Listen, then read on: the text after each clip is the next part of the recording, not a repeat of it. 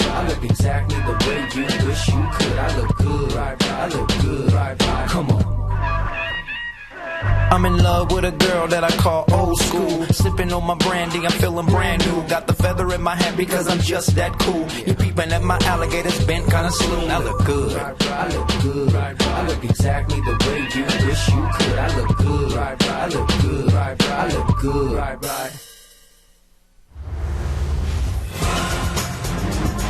Welcome to Dunedin, Florida. It's spring training baseball. The Philadelphia Phillies are here in Dunedin this afternoon to take on the Toronto Blue Jays.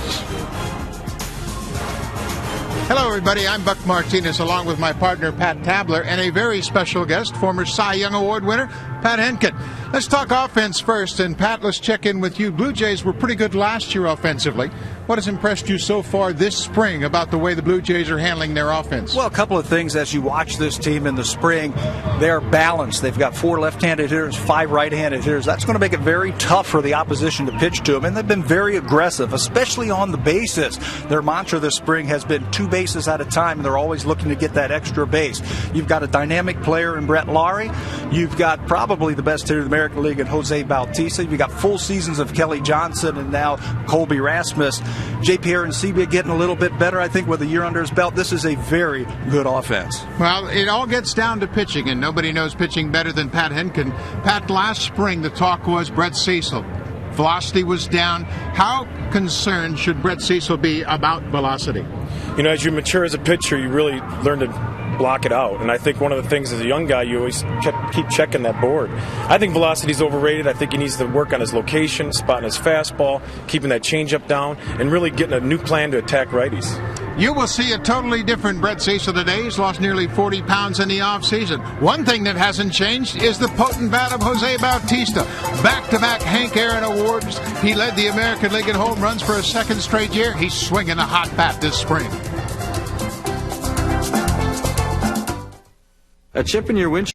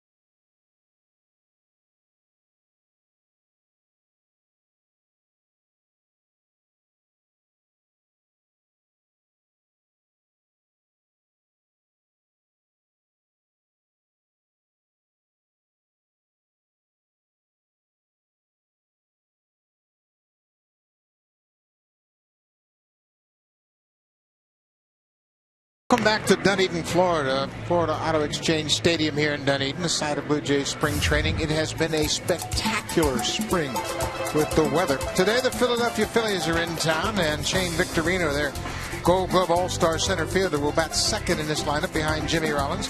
Hunter Pence, who was picked up mid-season a year ago from the Houston Astros, will bat third. Ty Wigginton, John Mayberry Jr., and Lou Martinez, middle of the order.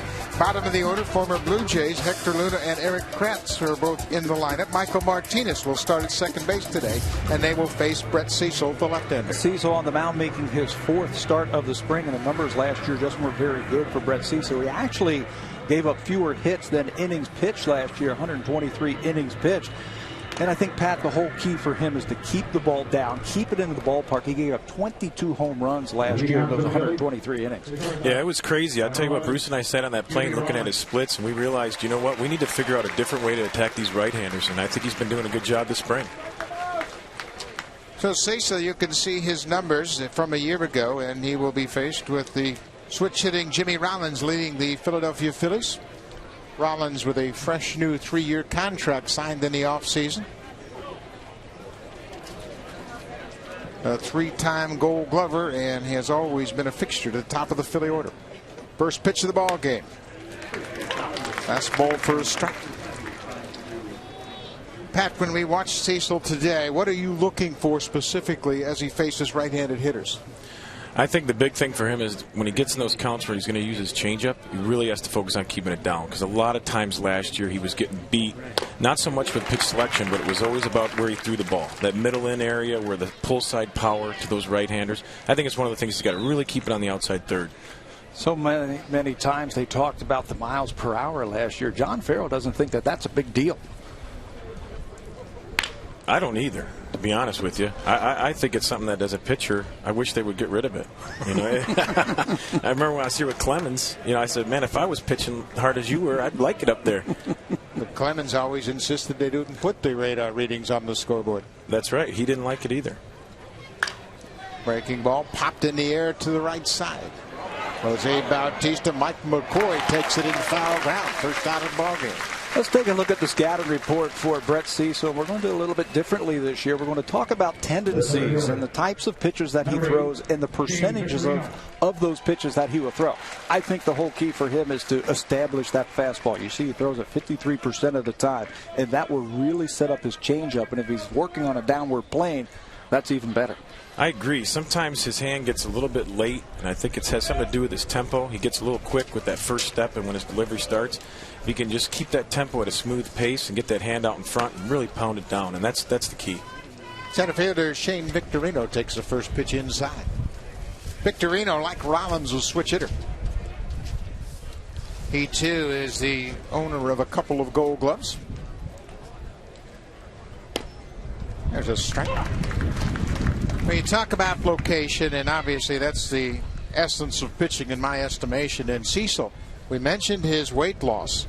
It might take him a while to get used to losing 40 pounds. The timing might be an issue for him this spring. Yeah, there's no question. I mean, I know, thinking about spring trainings when I was pitching, how sometimes it didn't come until that third or fourth week of spring training. And you know, these guys need to realize that it's about peaking in April, not March. I walked by him today in the clubhouse and had to do a double take. Make sure that 27 was Brett Cecil in there, because he looks fantastic. 1-2 to Victorino. Lifted toward the gap in right center. That'll get by Bautista, go all the way to the wall. Victorino is rounding second, headed for third. Mike McCoy's throw to third, not in time.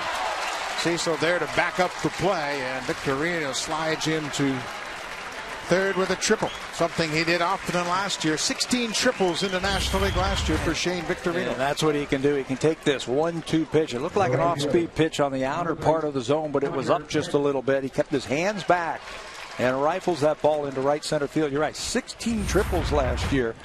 There's another one with a great speed from Victorino. Now here's a good early test for Brett Cecil with a man at third, less than 2 outs. That'll draw the infield in. And another right-handed bat, Pat Hempkin. Yeah, exactly. That last triple was a changeup up, out over the plate, up belt high. And it's one of those things where you just got to get that release point and get it out in front. Hunter Pence, the right fielder. Pence was picked up in a trade on July 29th. First pitch, foul back. We're talking about velocity, and I think more than anything, it's separation. That last pitch, 87 miles an hour from Brett Cecil. It was up, and Pence had a pretty good hack at it. He did, and I noticed on the changeup on the triple it was 80. So we're looking at a 6-7 mile an hour difference as opposed to 10 or 12 where we'd like it. Is that enough, 6 or 7? It is if you can locate and have great arm action. You know, I think there's no question. Infield is in. Victorino's at third. Lionel Escobar just backed out of the way of that hot shot, and the Phillies will take a 1-0 lead. Escobar made like he didn't see that ball off the bat. You got the infield in. It's a very bright day here in Dunedin. And Pence reaches out and hits a line drive. And I don't think Escobar saw it. I mean, it was right at him. And watch him right at the end right there say, hey, I didn't see it. Well, different setting here, and you could see him acknowledging the fact he never saw it. There's a very low backstop behind home plate, and that ball shoots out of the crowd. Ty Wigginton. Brett Cecil is getting a good test against right-handed hitters today. Wigginton has bounced around. Came up with the Mets. He's played with Tampa Bay, Pittsburgh, Baltimore, Houston, and Colorado before signing with Philadelphia. 1 out.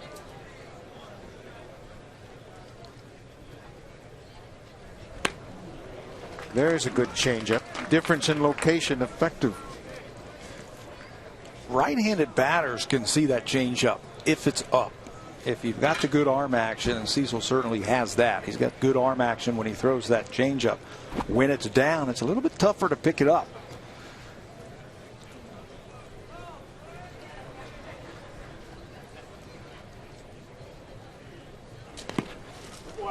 Jan Gomes is behind the plate. Did a nice job of blocking that ball and keeping Hunter Pence at first. Take a look at the velocity for Brett Cecil. Going back the last couple of years, 2009, he was up over 90. A little bit of a drop off in 2010. And actually, when you really think about it, just a couple of miles an hour different last year at 88. This ball is popped high in the air behind the mound. Escobar, the shortstop, comes in and makes the play. They're 2 down. Yeah, you know, one of the things I know, I lost my velocity over my career, and you know, you sit there and think about how important it is and all this, but Brett's a guy that whether he pitches at 90 or 87, he still has to locate. It's not like he's throwing 100 and now it's 85. We showed in the scouting reports that he throws his fastball about half the time. And that's why his off-speed stuff has to be down in the strike zone. John Farrell was talking about that before today's ball game about, hey, I'm not too worried about his mile per hour. It's where the pitch is. And he has got to stay down with every one of those pitches. Yeah, no doubt. That's what Bruce Walton always says and tries to relay to all these pitchers here in this organization about pounding the ball down. It's so important. John Mayberry Jr. playing first base today. Originally drafted by the Texas Rangers. Of course, John Jr.'s father, John Mayberry, played for the Blue Jays. There's another pitch upstairs. It's 2-0. Mayberry starting to come into his own with the bat. He's a versatile guy, plays in the outfield, but with the injury to Ryan Howard, Charlie Manuel expects to play him at first base early in the season. He's always been a very good athlete. Playing in the outfield and out first base. Might be a better first baseman than an outfielder. Little off-speed pitch in there for a strike. And these are the counts where Brett Cecil really has to make sure his location is good. Hitter counts, doesn't have that good zip to blow it by him. He's got to focus on being down and make quality pitches when he's behind. Exactly, and don't fall in a pattern. Every time you get to 2-1, you're going to throw a changeup. These hitters in this league, they're smart. They watch and they pay attention, and they'll sit on a 2-1 changeup. High fly ball into center. Rajay Davis is in center field this afternoon, makes the catch, and Cecil will get out of the inning. But the Phillies score a run on 2 hits when we come back, top of the Blue Jays order.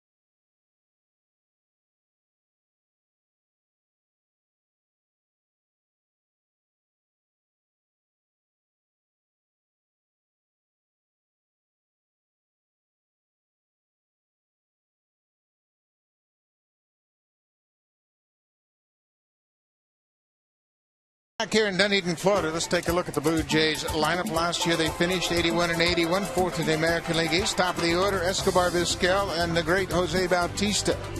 Bautista did a terrific job a year ago. 43 home runs, led the major leagues. Key part of this offense, in my mind, Adam Lind. He's got to come through and bounce back and get closer to the hitter he was in 2009. Encarnacion, Francisco, Rajay Davis. Mike McCoy starts at second base, and the rookie Yan Gomes is behind the plate, and they're set to take on Cole Hamels. What a treat it will be to watch Cole Hamels operate this afternoon. 14-9 last year. He finished fifth in the National League in the Cy Young Award last year. Posted a career best in ERA and complete games. He topped 200 innings pitched for the third time in his career. Cole Hamels will be a free agent at the end of the season. First pitch to Yunel Escobar is in there for a strike. Escobar does a great job in the top of the order. Not your prototypical leadoff guy, but last year he had a .369 on base percentage. Gets it done a little bit different than your regular leadoff man. Fly ball into center. Victorino backpedaling makes the play, one down. New name in the Blue Jays camp this spring is a future Hall of Famer in my estimation, Omar Vizquel, a switch hitter. And Pat, you saw Vizquel play the prime of his career. What kind of asset can he be to this ball club? True pro in the clubhouse, on the field, knows how to play the game. His instincts are great. He's going to be able to help our other infielders on the club. I think even in spring training with Echeverria being here, I think he was helping him in the 2 weeks that they spent together. So, you know, like you said, Buck, Hall of Famer, great player, switch hitter, play all around the infield. Good pickup. Pops this one in the air. Michael Martinez, shading his eyes from the sun, makes the catch. 2 quick outs for Cole Hamels. Well, here's the man, Jose Bautista. Again, so many critics questioning the Blue Jays and signing Bautista to that multi-year contract, and he silenced a lot of those critics with a terrific season a year ago. How smart do they look now? $65 million for 5 years, especially what went on as that ball, the bat is helicoptered into the seats, especially what went on this offseason in terms of money being thrown around. Albert Pujols contract over $250 million, and Prince Fielder $214. Bautista out in front of that changeup, and that bat sails down the exit there. But yeah, when you look at the average annual value of Bautista's contract, it's very, very comfortable. Very team friendly. I'll tell you, last year getting a chance to see him play every day was a real treat. I mean, he really brings it day in and day out. Out in front of that Hamels fastball, it's 0-2. Well, that's the one thing you get to see being around him coaching every day, is how much he brings before the game. No doubt. I mean, the leader that he is on the field, in the dugout, it was really impressive. I got to be honest. I'm telling you, it's one of the best seasons I've ever seen in my career. And I played with Delgado when he had some monster seasons, and Molitor and Olerud and all the great names that come through here. It was really amazing. There's more to Jose Bautista than just the numbers. For instance, he moved to third base and played 25 games when he was approached by John Farrell. The team was struggling offensively at third, and Bautista volunteered to move. Not many superstars would do that. Remember the day last year when he needed some work in right field? Started coming out early to work with Torey Lovello on balls to his left or whatever it was. And wouldn't you know it, the young kids started following him out there. You saw Eric Thames out there and Travis Snyder and some of the other young outfielders saying, hey, if Bautista can do it, I need to do it. 2-2, driven toward right center. Hunter Pence will have room. Bautista's retired. The Blue Jays go quietly in the first. Phillies have a 1-0 lead.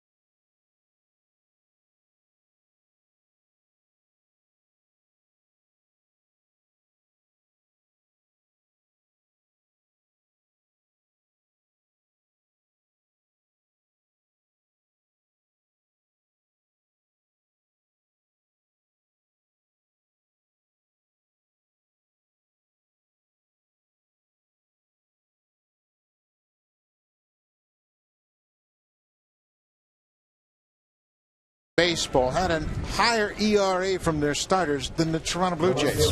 So far this spring, it's been a much different story. It's getting better and better. These players, they want to get better. They will listen to Bruce Walton and try and get things done. And what's encouraging when you see all these pitchers, Ricky Romero leads them with just over 600 major league innings. So they're young, they're getting better, and I think their future is very bright. Yeah, there's no doubt. They're actually maturing together as a unit, and I think it's great, the camaraderie, the competitiveness. I want to throw Kyle in there, too. I think he's one of those guys that soon will be a starter here. But, yeah, Henderson, Alvarez, and Cecil, and Romero, it's going to be fun. You got to take your lumps. I think early in your career as a pitcher, as you learn the big leagues, you learn the hitters. It's a different game up here. Montañez bounces it to shortstop. 6-3 on the put-up, 1 out. Yeah, you're right, Tabby. It's a little bit quicker, and it's one of those things where you get up here and you realize the lights are a little brighter, the uniforms are a little bit brighter, the names on the jersey you recognize. It's something that you need to get over when you're a player. That's why I think it's so important to bring a guy in September, the year before. That's the way I did it. It was very beneficial for me coming into spring training the next year. And you also started in the bullpen. I did. We talked about that before. Yeah, I did start in the bullpen. That was something that regime back then did. Do you like that? Do you think young pitchers should start in the bullpen, start their big league career, where you could kind of force feed or manage their innings and their matchups? It is. I tell you what, Bruce and I had this conversation last year. It's one of those things where I got called up and I was frustrated. I wasn't pitching a lot. I said, boy, I'd rather be in AAA starting every 5th day. Well, you know what? When I look back on it, I learned more in that 6-month period in the bullpen with Toronto with Tom Hankey and Dwayne Ward and getting to watch Jimmy Key and all those guys, that when I look back on it, that was absolutely the great thing for me in my career. What kind of things did you learn? What did they teach you? It was all about how to become a good practice pitcher. I think at that stage of my career, I didn't take my bullpens very serious. I didn't take my side work very serious. I didn't take that kind of stuff serious. And that is when my career took off. When I started taking my bullpen serious and when I started taking my side sessions, all of a sudden I started using it out in the game. The details of the job. Bruce Walton, the Blue Jays pitching coach, has been in place since 2002. Started out in the bullpen. Hector Luna fouls it off. It's a ball and 2 strikes with 1 out here in the top of the second. Luna spent some time with the Blue Jays in 2007, 2008.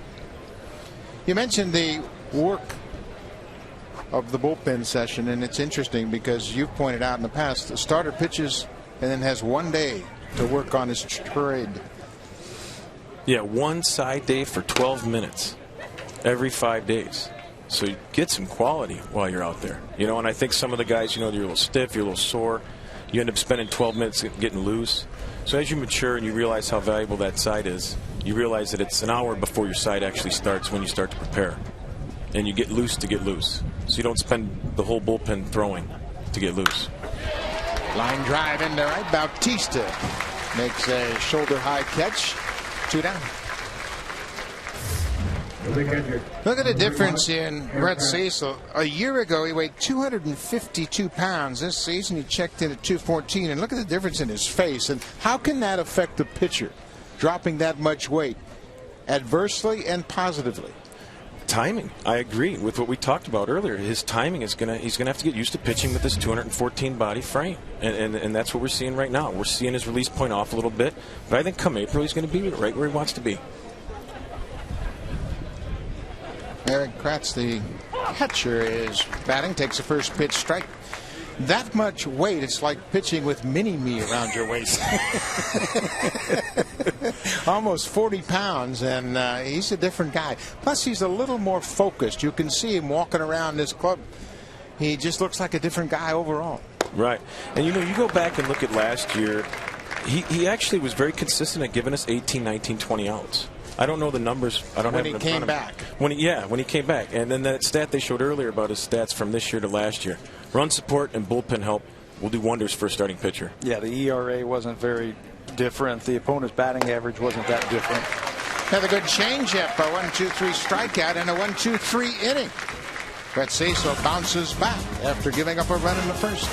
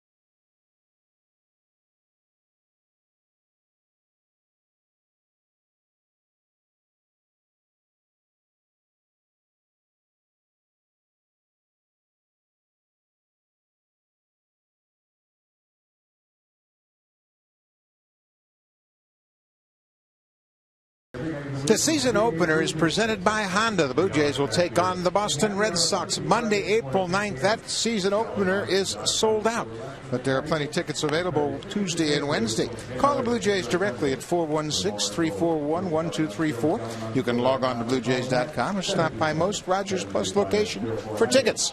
Good chance to see the Blue Jays up against one of the big AL East rivals right out of the chute. Opening series, Boston Red Sox in town early April. Good crowd here on hand, as there always is. The Phillies are just about 5 miles away in Clearwater. A lot of Philly fans show up here in Dunedin.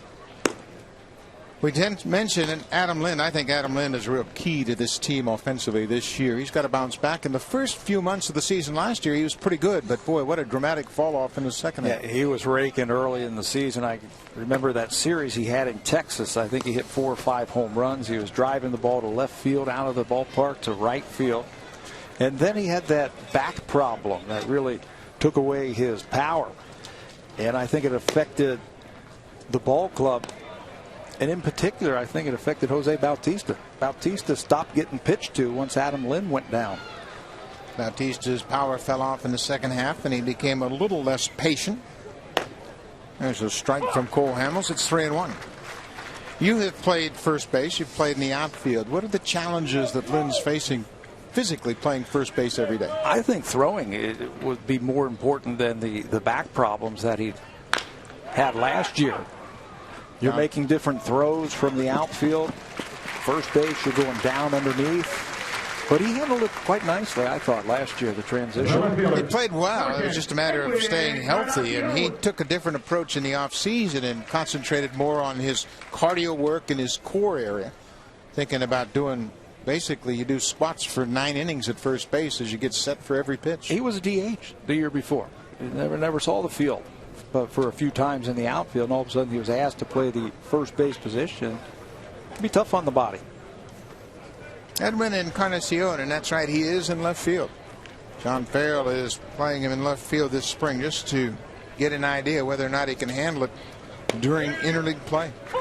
Blue Jays went 8-10 in interleague play last year, and this is a potent bat that Farrell would like to be able to keep in the lineup when they play the National League teams. 0-2, good fastball from Cole Hamels. When you talk about the DH spot in an American League team, power comes to mind. Encarnacion and I think David Ortiz are the 2 premier home run hitters. Line drive, that's a fair ball. That'll go all the way to the wall down the left field line, and Encarnacion will coast him to second base with a 1-out double. Edwin had 36 doubles for the Blue Jays a year ago, and that's a welcome sign. He has been swinging the bat well early in the spring. He certainly has from that right side. Watch him go down and quick snatch this one down and in. He just pulls that bat through against Hamels.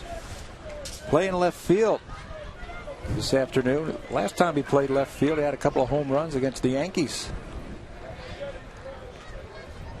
Gets out of the box in good shape, and he's in scoring position for Ben Francisco, the former Philly, now with the Blue Jays.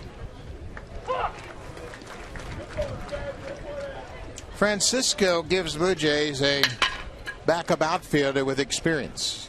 Potent right-handed bat. Been part of the Phillies the last couple of years, originally with the Cleveland Indians. Well, he can hit. And the thing about Ben Francisco is if he doesn't play for 2 or 3 days, you put him in the lineup, he's going to hit. He's going to produce for you. He's been around enough now, a couple of years in the big leagues. But his swing is conducive to sitting around and taking a couple of days off and then getting in there and producing. Fly ball deep center field. Encarnacion will go back and tag up as Victorino hauls it in. Encarnacion moves over to third base, but now there are 2 down. That's the aspect that John Farrell has impressed upon his players all spring long. Pay attention on the bases, and when you can get an extra 90 feet, take advantage of it. Talking to Brian Butterfield, who is the third base coach for the Blue Jays, he was telling me that same thing. We're always thinking about moving up 90 feet. Our mantra this spring is think 2 bases. Any ball that you hit, think about going 2 bases. Make the defense stop you. Here's a guy that can go 2 bases right here. And it doesn't have to go to the outfield. It's so fast. Rajai Davis, the center fielder. Davis, a year ago, finished up the season with a torn hamstring. Came on as a pinch hitter, and in his effort to beat out a ground ball, tore his hamstring just before he got to first base. That was in the middle of August, and he finished up the season on the DL. Catcher will go out and talk things over with Cole Hamels. So Davis healthy again, and he's running well. He's 4 for 4 in steals so far this spring, and he is a very important part of this offense. Well, you've got Colby Rasmus penciled and projected to be the everyday center fielder. Now, if you're going to face some of the tough lefties, and there are some tough lefties in the American League, CC Sabathia, John Lester, David Price, why not have a guy like Rajai Davis fill in? Fights off that inside pitch. He was electric last year offensively on the base path. It was fun to watch. I mean, he was a game changer.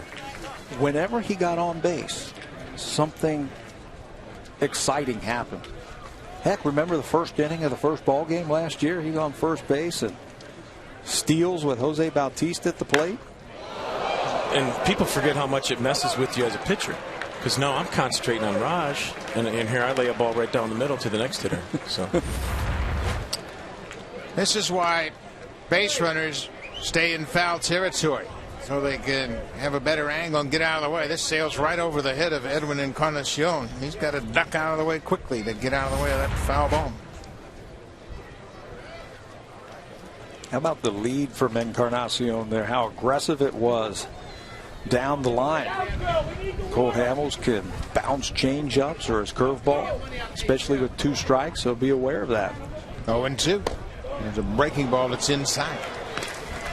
The Blue Jays have had several days of drills in which they put a pitching machine on the mound and bounce balls in the dirt.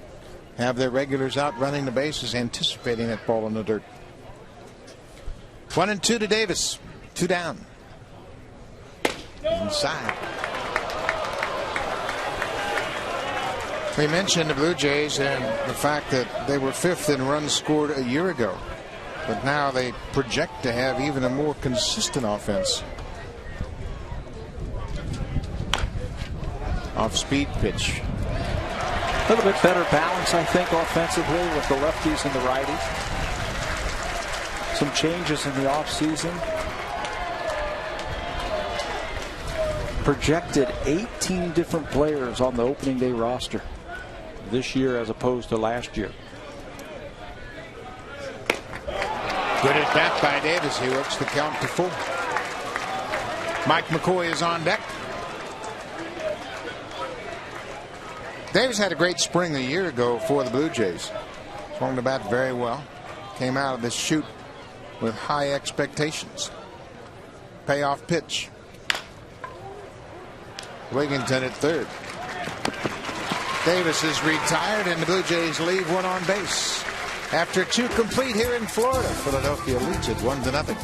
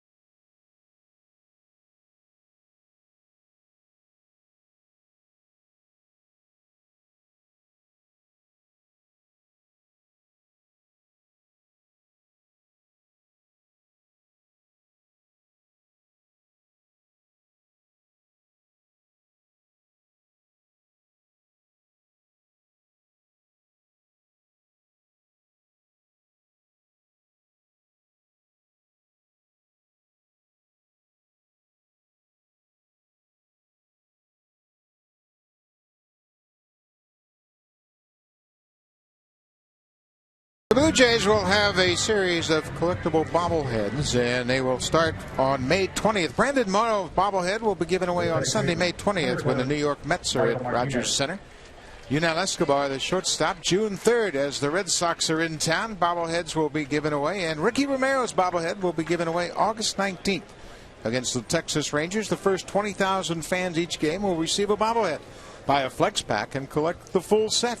Call the Blue Jays at 416-341-1234. Log on to BlueJays.com, or you can stop by most Rogers Plus locations for that series of bobbleheads.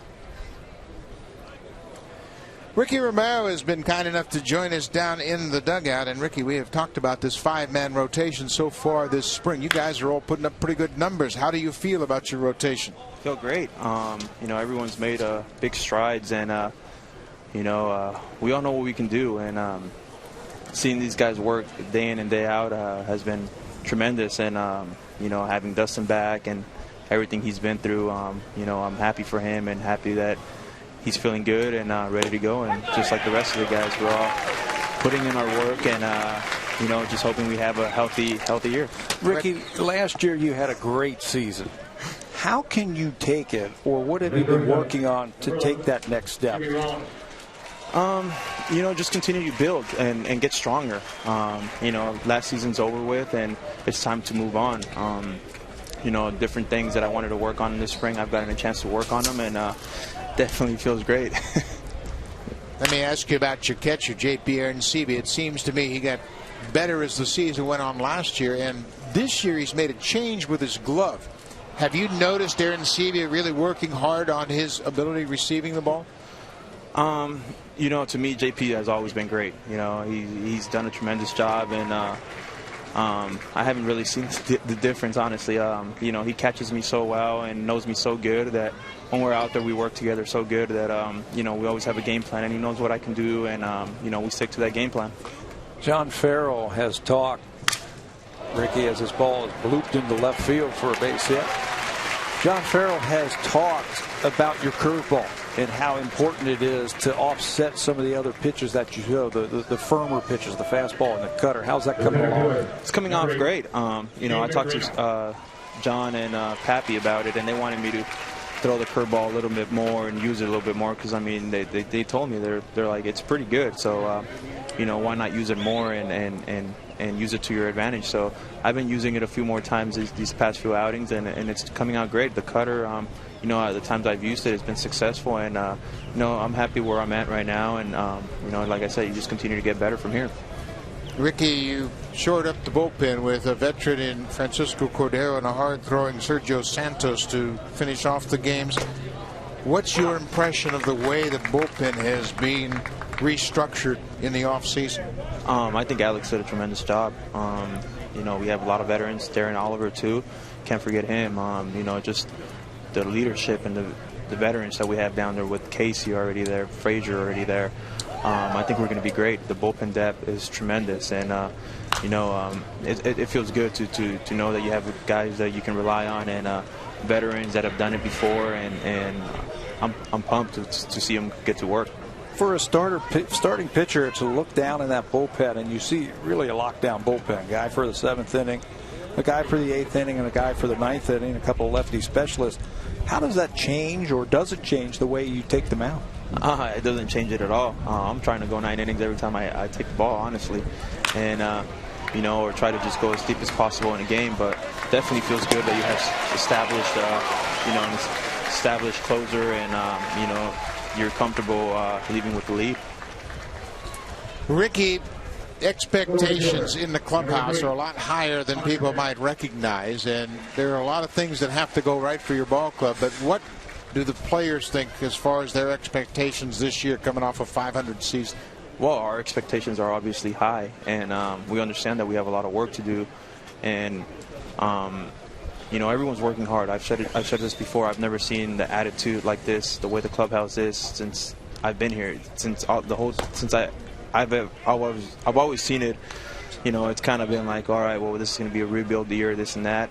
This year, it seems like we're ready to take it to that next level, and like I said, everyone's doing their job and working hard, and I'm excited to see this team go to work. 1 ball and no strikes to Hunter Pence. There goes Victorino. Yan Gomes came up and looked at first base, and Victorino beats the tag into second. Mike McCoy looked like he reached down and swiped at Victorino, and McCoy may have been spiked. As Gomes came up, saw Victorino off at first base, came up and looked at first. Well, this is a delay steal from Victorino. He takes a couple of hops off of first base and tries to catch the catcher, Yan Gomes, sleeping. Good throw. It looked like it beat him. It looked like he slid right into his glove, but you can see from that replay, he got the foot in, and McCoy was not able to tag him. Now Victorino's at second with 2 outs. 2-0 count on Hunter Pence. Foul ball down the third baseline. Ricky, you guys have worked hard since you've gotten here, middle of February. Tomorrow is an off day. Tell me what you're going to do for fun tomorrow. Finally get a chance to sleep in, even though I probably won't, just because your body's so used to waking up early. But I just, I'm looking forward to just relaxing the whole day and just kind of taking the day off, letting your body rest, and I think that's the best thing you can do. You guys need a break. Ricky, thanks for your time. Continued success, and we'll talk to you a little bit later in the spring. By the way, Buck, why haven't I heard from Henkin up there? Is he just quiet up there, or what? I told him I was going to call him out. Why can't he ask me a question? Okay, Ricky, why do you want me to ask? I'll tell you what. You're happy with the way your spring's been going, but the other day we were talking about how you work in one side of the plate versus the other. Where do you think you're going to be come April in that first start? Well, I mean, I think, you're as a starting pitcher, you want to establish both sides of the plate. And, talking to you, talking to Pappy, talking to, guys that have been there, when you don't have that one side of the plate, you go to the other side of the plate, and you have different weapons. As a starting pitcher, you try to develop as many weapons as possible and try to build off of that. If not, one's not working, you can't hit the panic button right away. You just go to the next one and continue to work, and that's what I was able to do my last start. I didn't have that control of that outer half, controlled the inner half pretty good with a good changeup and a good curveball, and I was successful. That's right. Self-coach and get it done, Rick. You got Good luck. Have a great year. Take care of my boy Henkin up there, boys. We got him covered, Ricky. All right. Ricky, thanks for your time. Thank you. High pop-up into shallow left. Here comes Edwin Encarnacion. Camps under it, makes the catch, and the Blue Jays leave one on base. Ricky Romero, the ace of the Blue Jays, was kind enough to join us. Spring training baseball from Dunedin.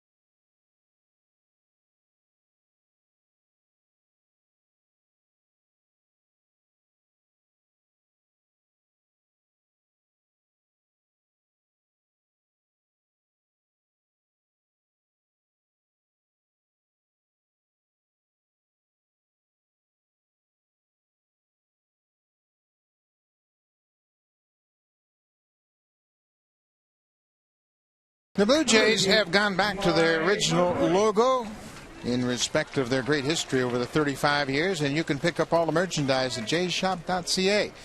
jshop.ca is the largest online selection of authentic Blue Jays caps, T-shirts, jerseys, and more. Visit jshop.ca or call 1-877-JAYS-SHOP. Got to pick up your new Blue Jays merchandise, a lot of caps, a lot of new jerseys around. You see it all over this ballpark all spring long. The response I've heard has been nothing but positive. Everybody likes to see the Blue Jay logo back. Love it. I mean, I walked into the ballpark today and it felt like the early 90s. Yeah, it's awesome. I agree. We're blue. It's the Blue Jays. Mike McCoy flies out to right field, 1 out. Cole Hamels, a couple left-handers working today. Hamels is not overpowering by any means, and last year he won 14 games at a 2.79 ERA. What can Brett Cecil learn watching Cole Hamels pitch here this afternoon? You know, as a pitcher, you're sitting in that dugout and you realize, you know, that you're facing a guy very similar to you, and you hope that you have time to look, I mean, in between innings while your team's hitting, and just watch his approach, watch the way he pitches. You can learn so much by listening to your hitters when they come in. He could come in and hear our hitters talk about Hamels' changeup or his fastball in. That's probably what's going on in the Philly dugout about you, Brett. Talking about the changeup, you talked about when you first came up to the big leagues, you sat out in that bullpen and you learned from some of the veterans. You're always learning here, aren't you? Absolutely. When you think you have it figured out, you're in trouble. Yan Gomes, the catcher, drives it to the gap in left field. And Shane Victorino says that ball is stuck and out of play. He can reach under it and get it, but he called a ground rule double himself. Yan Gomes can swing the bat. Gomes played at Tennessee as a freshman when J.P. Aronsebi was a senior. I didn't realize that. I know one thing, he can catch and throw, because I seen him a couple years ago roving in Dunedin, and I really liked it. He did his best J.P. Aronsebi imitation right there, rifling that ball in left center field for extra bases. Gomes has had a good spring. It's his second double. Coming into this game, he was batting .364 for the spring. Back to the top of the order. Escobar goes after a first pitch. But so much has been said about Cecil's velocity, 87-88 today, and he's been very effective. Big difference for Cecil has been the fact that he's pitched to hit. 8 of the 12 batters he's faced, he's thrown first pitch strikes. It's amazing, those stats. When you show those stats, you see that opponent's batting average on the 1-0 and versus the 0-1 and the 1-1 swing count, as pitchers like to call it, how important those two counts are. And I'll tell you what, Roy Halladay is a classic example of a guy that can pound it, or Cliff Lee, same thing, the way they can throw those balls in the zone and get ahead. It's all about comfort level, and here's that 1-1 pitch to Escobar. Down and in. We've talked often about the difference in hitters' mindsets. You go from 1-1 to 2-1. Tabby, how much of an advantage is it now for Escobar? You are struggling when it's 1-2. You're just trying to get a piece of the ball, see it, just try and keep it in play. 2-1, now you can start eliminating pitches, and you can start thinking about one pitch in one location. And if he throws it there, let it go. You can see the good swing by Escobar. He had the count in his favor and just fouled it into the glove of the catcher. Tabby, do you think all hitters are looking for areas or pitches or both? Or do you think they get mixed up halfway through an at-bat and they decide to switch? I think the veterans who have been around for a while and they know what pitchers are going to try and do to them, they can start eliminating pitches that way.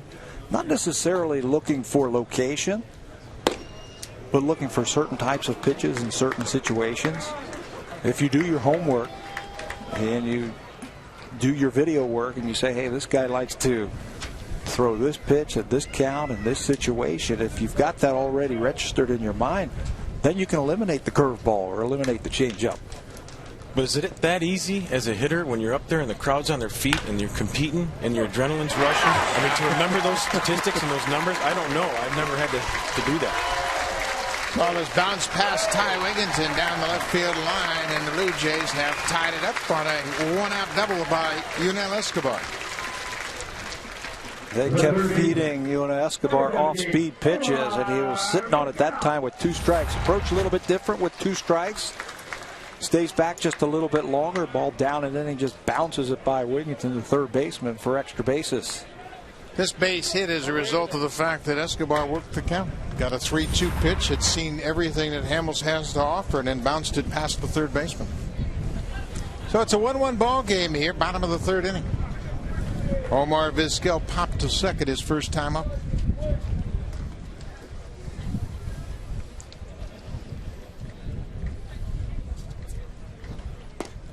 One thing you know you're going to get from Vizquel is a good at-bat. He knows what he is now. Doesn't try to do too much, and he knows he just has to put the ball in play, center, right, possibly pick up an RBI here. Yeah, I wouldn't be surprised to see him try and push a ball to the right side. It looks like he's trying to stay on that pitch a little bit longer. You can see the second baseman. That's Martinez really shading up the middle. And there's a natural hole on the right side for Vizquel. Maybe take one of those change-ups and punch it that way. Another 1-1 pitch from Hamels. Taken inside. Vizquel's playing third base today because Brett Lawrie is nursing a minor groin injury. Vizquel started at shortstop yesterday against the Phillies over in Clearwater. He's making a bid for the backup infielder position, the utility role. That last year was filled by John McDonnell up until the trade to Arizona, and then by Mike McCoy. Vizquel, of course, a terrific shortstop in his career. You know, that's another thing that the Blue Jays have tried to do this year is build some depth within the organization. And when you talk about that utility infielder role, they actually have 3 guys this year battling out here in spring training to fill that. Vizquel being one of them, Luis Valbuena in camp, and Mike McCoy. Right on the outside corner, that'll be a full count to Vizquel. Valbuena, a left-handed batter. Vizquel, a switch hitter, and McCoy, a right-handed hitter.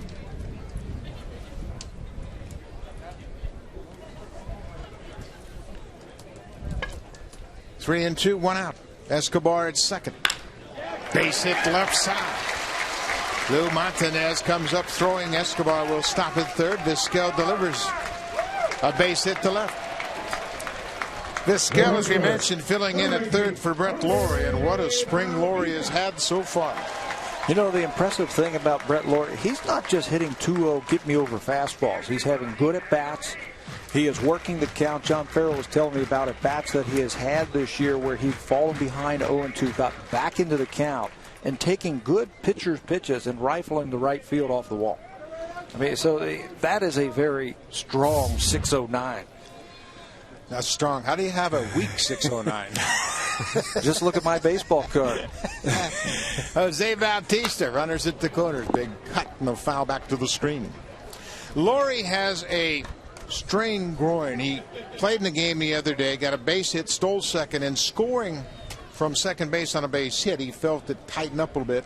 Nothing serious. John Farrell hasn't put a return date on Lawrie yet, but truly believes it's just a matter of a few days he'll be back in the lineup.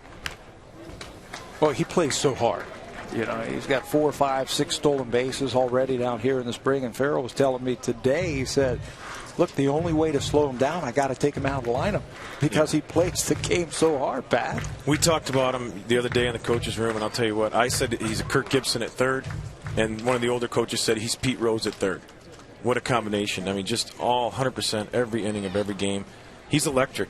He was electric last spring, and they talked about possibly keeping him, but I think it worked out really good. I'm looking forward to a full year in Toronto. Swinging bunt, Wigginton cuts in front of the shortstop. Bautista's thrown out, but the Blue Jays will take the lead as Escobar comes in to score from third. Bautista picks up the RBI. Good read by Escobar at third base on that chopper from Bautista. He knows that the third baseman is playing deep, and if you get a good break, if it's a high chop like this, you can score without a throw. Watch Escobar at third base. He knows he can make it easily. Doesn't even need the slide. Blue Jays lead it 2-1. Adam Lynn grounded to first base his first time up. It's the first pitch strike from Hamels. But in talking to scouts, they're here every day watching the Blue Jays, and to a man, they rave about what you get every day from Brett Lawrie. When you see young players like that and the energy that they bring, you wonder, can they do it for 6 months? And we've been around Brett Lawrie for a very short time. I think the answer is yes. Oh, no doubt. It'd be 12 months if the season lasted. If he could play 12 months, he would. He's energetic. It spreads like crazy in that dugout. And you know, from the day he got called up, it's a different feeling. And it's legit, too. It's very legit. He's a great player. I'm excited to see him for a full season in Toronto. 22 years old, and his emotions are genuine. I mean, there's no show in his program. It's all genuine emotions. Ball and a strike to the first baseman, Adam Lynn. Driven high in the air, not deep. Hunter Pence, the right fielder, moves over underneath, makes the catch. Lynn's retired, but the Blue Jays, with 2 runs here in the bottom of the 3rd, have taken the lead against Philadelphia.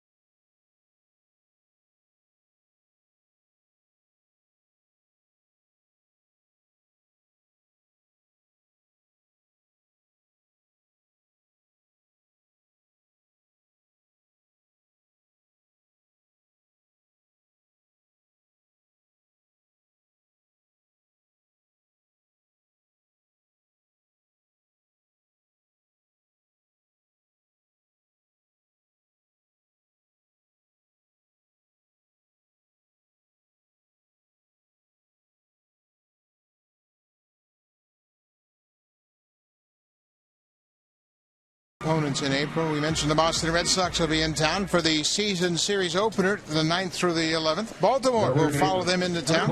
Another AL East arrival, 13th through the 15th, and then Tampa Bay. Tampa Bay and that great pitching staff will be in town. And after a road trip, the Seattle Mariners, Eric Wedge and the Seattle Mariners, and the great Ichiro Suzuki will be in town. For tickets for the April games, call the Blue Jays at 416-341-1234. Log on to BlueJays.com. Or you can always stop by most Rogers Plus locations for Blue Jays tickets. Brett Cecil jumps ahead of Ty Wigington. Another first pitch strike. Wigington, Blue Jays know him well. He spent 2 years at Baltimore. Very versatile infielder. Another good changeup. That's a great location on that off-speed pitch. It is, especially with that center field camera. You can really see how it strikes the ball. You know, it starts out a strike and boom, bottom falls. Wigington in a hole, 0-2.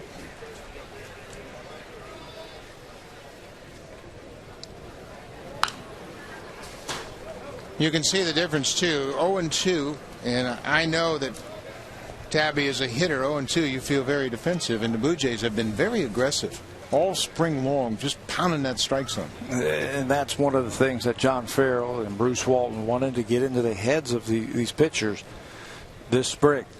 Jump ahead. Good things that happen. Feel confident when you throw the pitch. A little liner to third base, gloved by Vizquel. 1 out.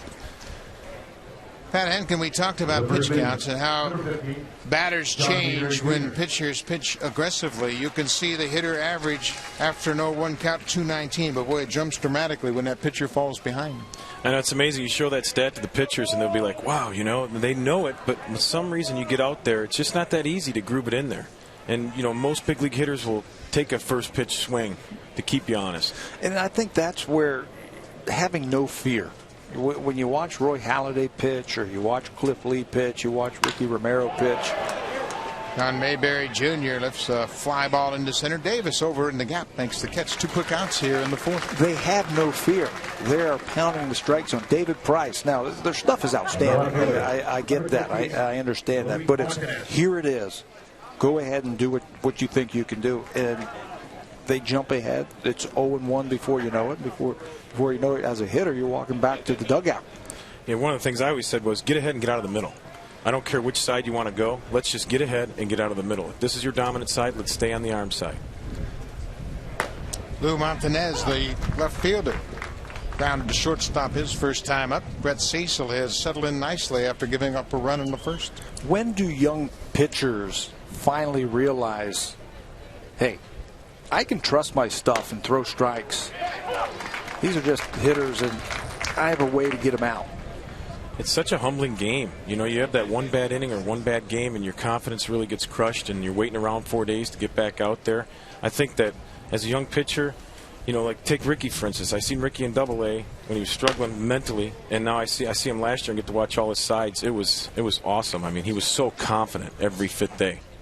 Confident that, hey, I'm going to throw my best pitch, and if they hit it, they hit it. If they don't, I feel confident that my stuff's good enough to get him out. Absolutely. His changeup's probably one of the best in the American League, maybe all of baseball. There's a 2-out base hit to center for Montanez. One thing, too, that pitchers have to learn is when you get to the big leagues, the defense behind you is pretty good. You can trust that defense. Absolutely. No question. Get some quick outs. That's the best way to get into that 7th and 8th inning. So the hits are even today. 4 hits apiece for the Phillies and the Blue Jays. Now with 2 outs, it'll be Hector Luna. Luna's the DH today. Another first pitch strike from Cecil. But oftentimes, and I was going to ask you, Pat, when did you really gain the confidence to say, you know what, hitting is hard, I'm going to be aggressive? The big turning point for me was in spring training with Mark Eichhorn. He came in, I asked him how he did. He said, I was wild. I said, how many did you walk? He said, I didn't walk any. I said, what do you mean? He said, I was wild in the zone. And I remember driving home scratching my head going, wild in the zone? That works. Brett Cecil is breezing here this afternoon in Dunedin. Blue Jays lead it 2-1.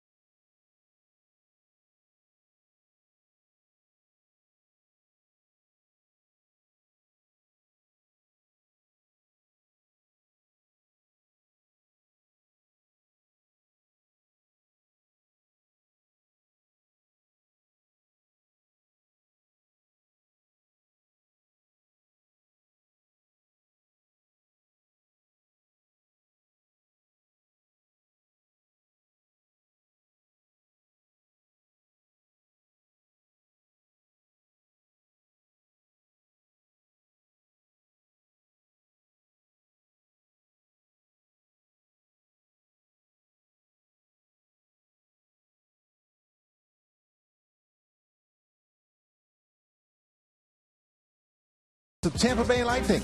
You'll see the limo ride to the game. They're meeting with Steven Stamkos and a whole lot more. It's all on Blue Jays Up Close, Wednesday on Sportsnet 1, 9 p.m. Eastern, 6 Pacific. Guys are big hockey fans. J.P. Aronsevi has had quite a record going to watch the Leafs on the road.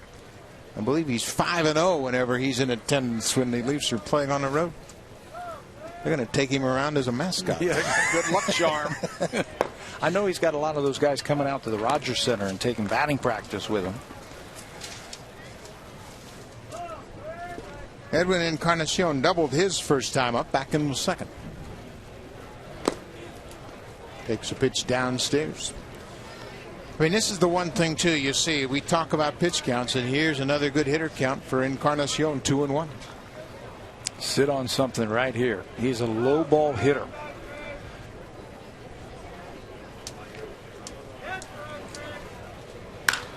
He sits on it and drives it to center. Victorino on his horse, just short of the warning track, will run it down. He got a pitch to hit and hit it hard, but Victorino chased it down in center. First out of the fourth. Eddie looks comfortable at the plate. He looks like he's ready to start the season right now. His timing looks good. No wasted motion at the plate. His swing looks very short. He's putting up some good numbers.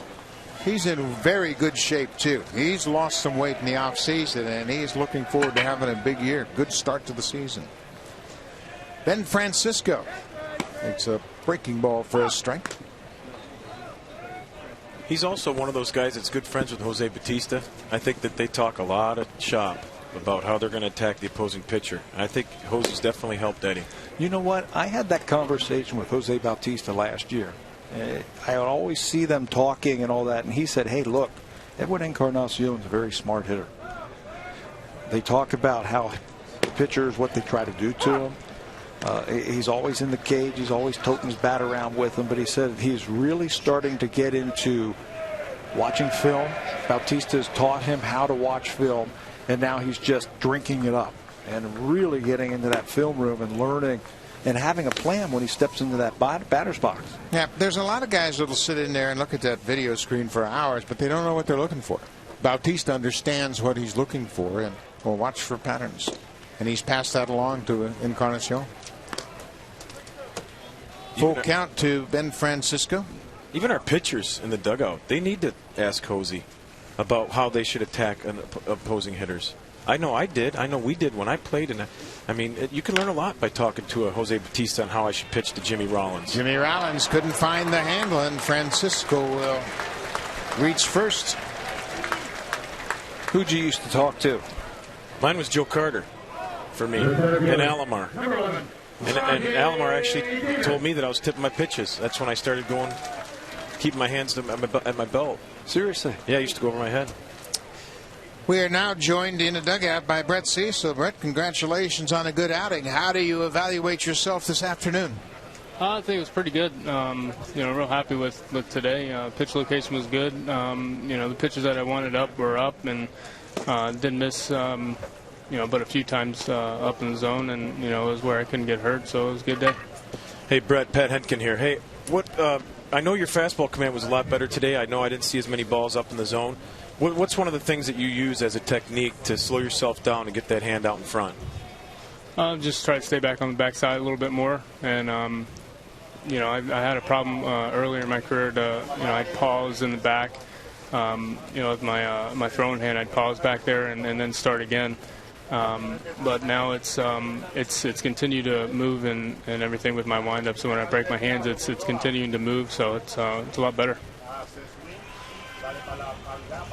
Brett, when the season ended last year, what did you tell yourself as you headed into the months of October and November to get ready for 2012?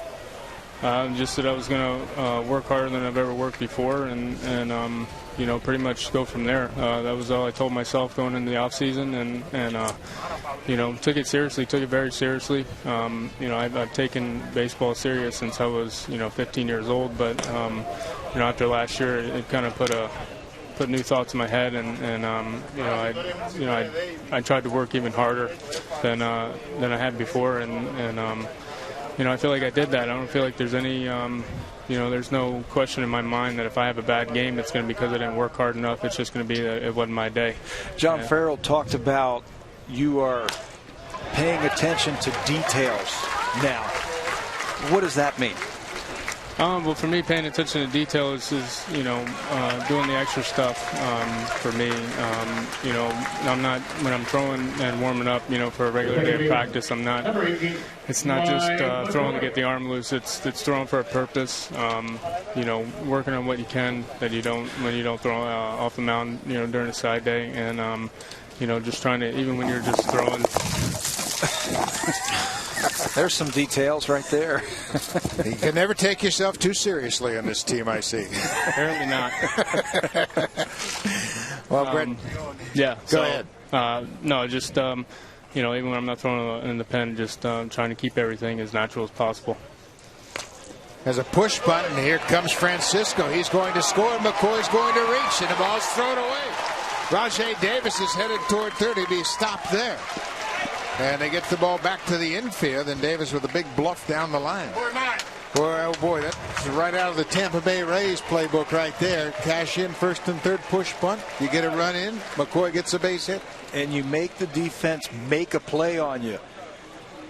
And for the Philadelphia Phillies, who are a very good fielding team, kick it around a little bit, and a run will score. Just get the ball to the right side of the infield. Let the runner do the rest. Takes the Phillies by surprise a little bit. Mayberry throws it down the right field line, and another run will score. We're joined by Brett Cecil, who's in the dugout and had a very good outing. Brett, you pitched a hit all afternoon. Is that another thing that you've taken this spring and set your goal as? Pitch ahead, be aggressive, and try to put the hitter on a defensive mindset? Well, yeah, of course. I mean, you always want to, most important pitch is strike one. And, for me, I feel like my control is a little bit better than last year, obviously. And it's something that now I think I take a little bit more pride in as far as, off the mound work. And like I said before, just, doing everything as naturally as possible and working on things. So, yeah. Brett, let me ask you this. Millions of people want to know, how did you drop all the weight?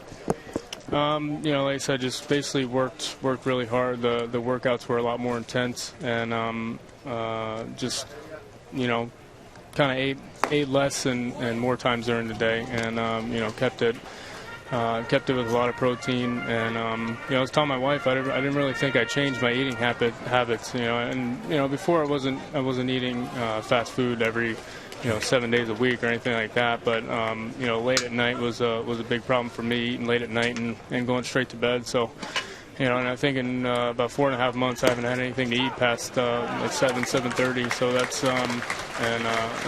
probably one of the biggest things, if not the biggest thing that's helped me. I saw you in the clubhouse this morning, and I had to do a double take, Brett. I said, you look fantastic. You look great, and I know good things are going to happen to you this season. Watching from the dugout, watching Cole Hamels, very similar pitcher to what you are. Can you learn anything by watching him in a game like this? Yeah, man, you can take things from guys that look similar to you and throw the same pitches as you do, pretty much. My thing, I try to take a little bit from Andy Pettitte growing up. But with the whole velocity thing last year, I found myself watching other pitchers a lot more than I should be, and trying to see how does Ricky throw his 94, how does Morrow throw his 97, right now I'm just trying to be myself, and whether that's 85 or 86 or 90, whatever it may be, I'm just focusing on myself and keeping the ball down and being me. Brett Cecil, congratulations on your off season and your good start here in the spring, and we thank you so much for your time, and I'm sure we're going to talk to you a lot down the road. For sure, buddy. Thanks, guys. Great job. Thank you.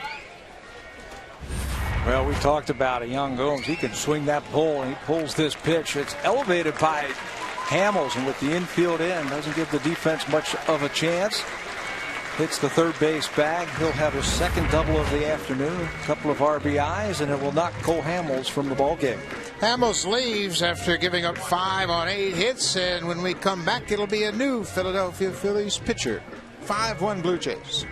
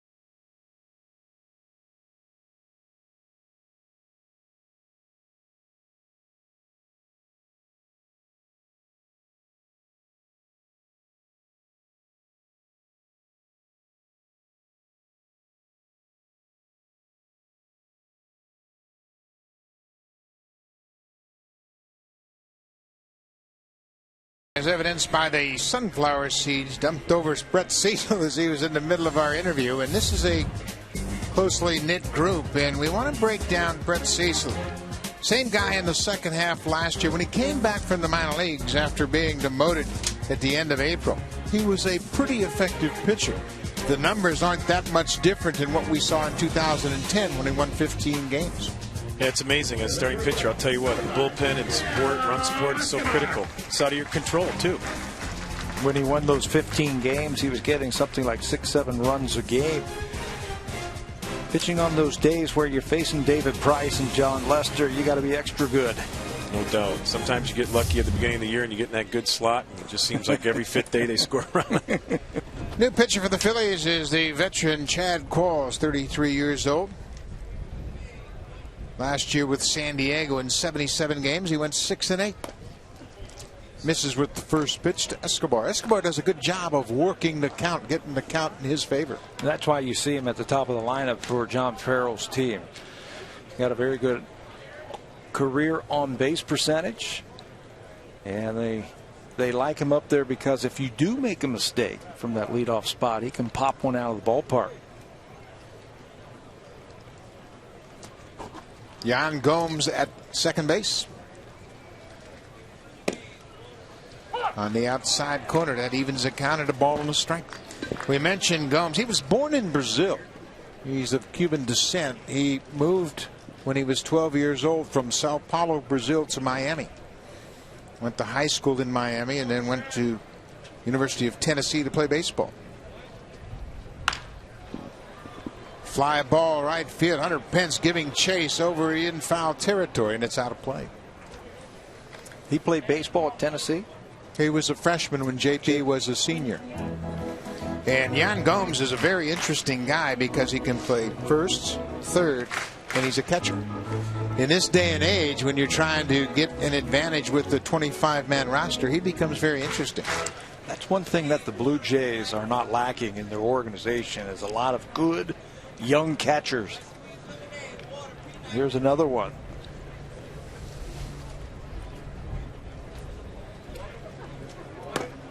Cut on and missed. Qualls strikes out Escobar. That's the second out of the inning. The third baseman, number 17, Omar Vizquel. Chad Qualls, his calling card is that good hard sinker. Here it comes, and Escobar swings right over the top of it. When you get on top of a pitch like that and have that ability to drive it down, that's what Charlie Manuel's looking for out of the bullpen. That was electric right there, showing that replay. 510 major league games for Chad Qualls. Omar Vizquel moves over to the left side of the plate. The switch hitter batting for the first time as a left-hander. Vizquel 1 for 2 this afternoon. Last season with the Chicago White Sox hit .251 in a backup role.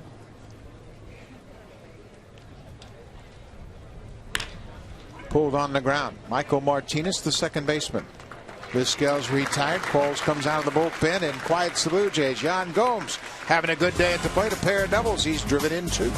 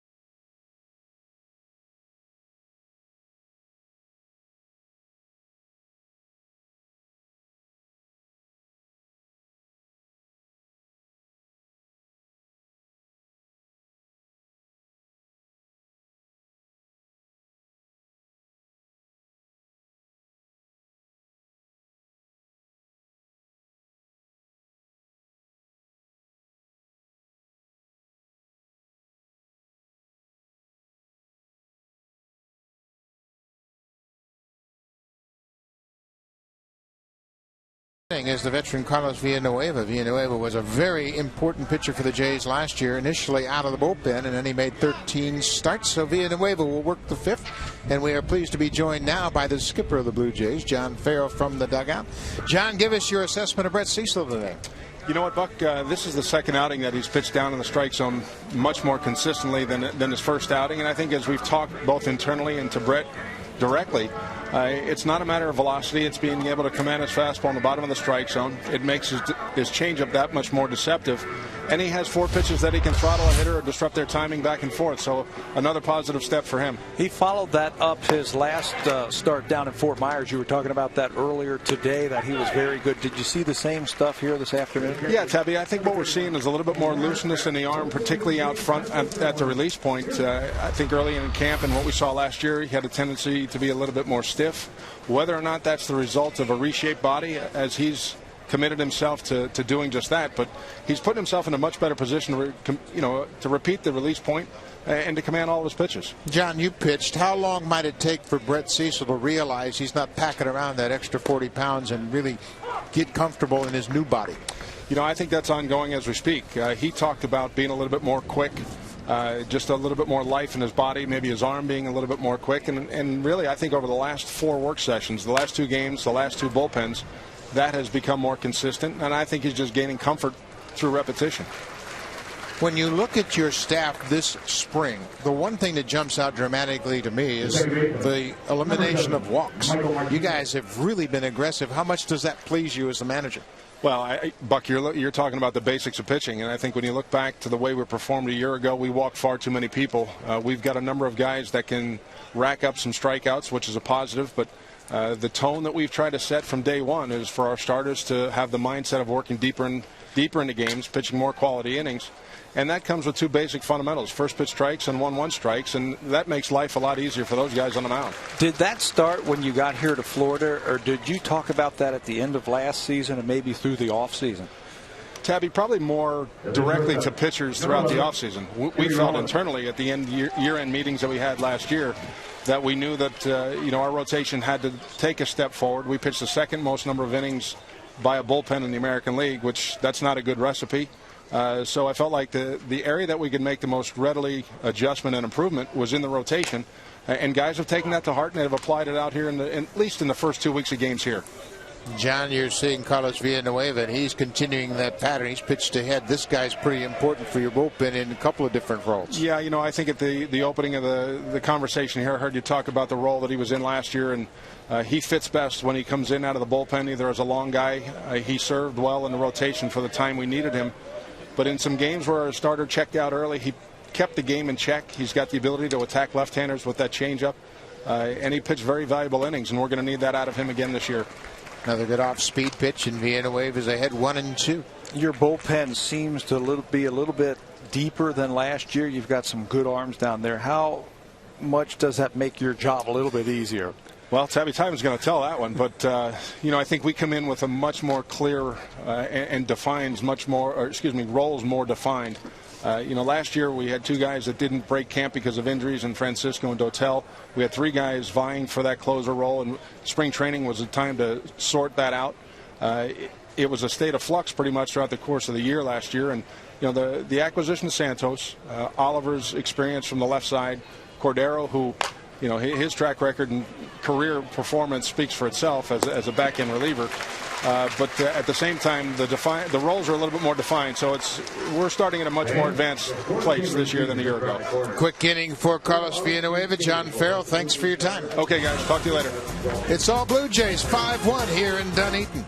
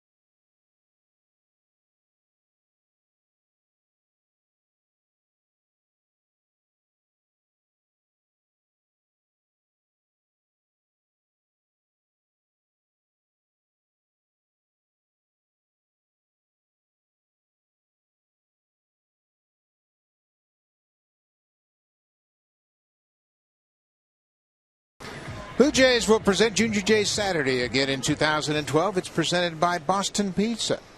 Special kids price tickets, 200 and 500 level, outfield seats only. After each Saturday home game, kids 14 and under can run the bases just like the pros.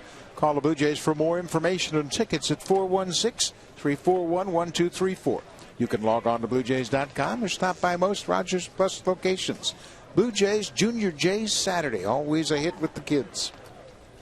Jose Bautista 0 for 2 today so far, facing the big right-hander Chad Qualls. Well, John Farrell talking about his added depth in the bullpen. Certainly has to be pleased that this guy is hitting third in his lineup every day. Makes his job a lot easier if you can pencil him in at number 3 every day. There's that front door slider that evens the count at a ball and a strike. Jose Bautista, back-to-back years leading the majors in home runs.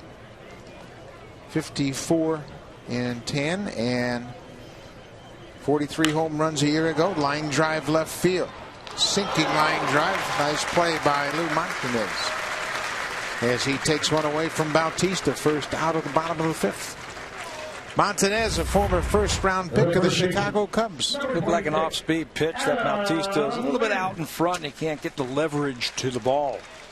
Sinking quickly, but Montanez comes in, sprawled out, makes the catch. Adam Lind 0 for 2 so far this afternoon. Takes the first pitch downstairs. We'd like to welcome those of you watching on MLB television. Welcome to Blue Jays baseball. We are in Dunedin, Florida. Bottom of the 5th inning. It's 5-1 Blue Jays.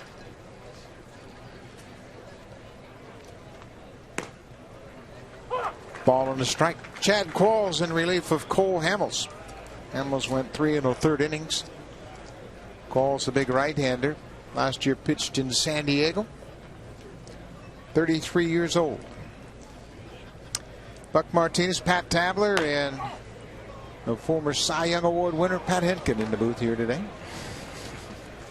And Pat, we haven't really addressed it. Last year you were the bullpen coach of the Blue Jays, and this year your official title is special advisor to the organization. What does that entail? I'm going to actually rove from one affiliate to the other. Once a month I'll see a different team. We have 7 of them, so in one of the months I'll do 2. But you know, it's great for me because I get to be in uniform, see all the kids, watch all the starters. Oh, heads up. I get to see all the relievers, and the best part about it is that I'm in uniform on the field right behind the mound, and I get to watch these guys work on their practice days.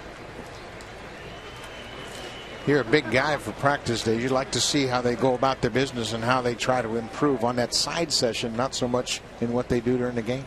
Yeah, because all the great pitchers I played with all had one common denominator. They all had good fastball command, and they all practiced well. And it's something that I was just fortunate to come up in that era.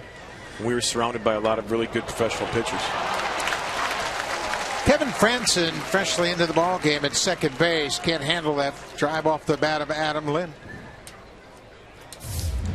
Here's a couple of guys that you're going to see during the course of the summer. 3 young pitchers, and give us your impression of Drew Hutchison, Deck McGuire, and Chad Jenkins. Hutch is a kid I saw a couple years ago in instructional ball. I couldn't believe how he could pound his fastball in a shoebox at 18. He reminded me of Markham when we saw Markham here. Now he's actually become a man. He's actually throwing harder and more consistent. Gets around his breaking ball a little bit, but it's going to come. It's going to come. He's a competitor. I'm excited about him. McGuire is a guy that throws all 4 pitches. He's very polished for a guy that's in Double-A. He probably could pitch here with his consistency. So it's just a matter of him getting a little bit more consistent and getting that ball down in the zone, especially in those fastball counts. Blue Jays are ranked by some of the national publications in the top 5 for minor leagues, and a lot of that is based on the strength of the young starting pitching that they have down there.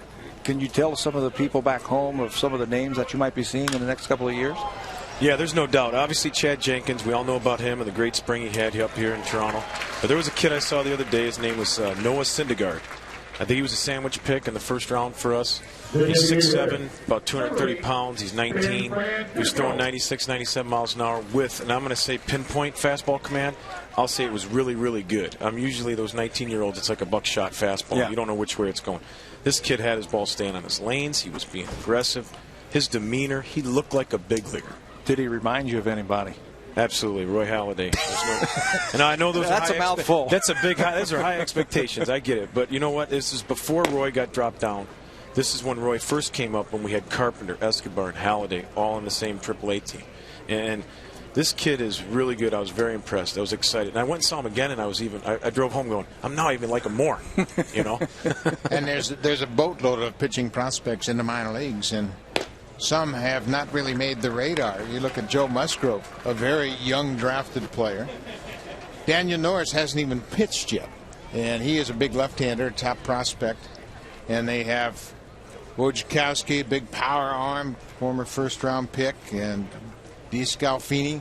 A lot of guys that are big, physical guys. I've seen him throw in the camp this spring, and it's one right after another, and you say, who's that guy? Yeah. And who's that guy? You haven't even mentioned the guy I like, Aaron Sanchez, who was a #1 pick just a couple of years ago, just 19 years old.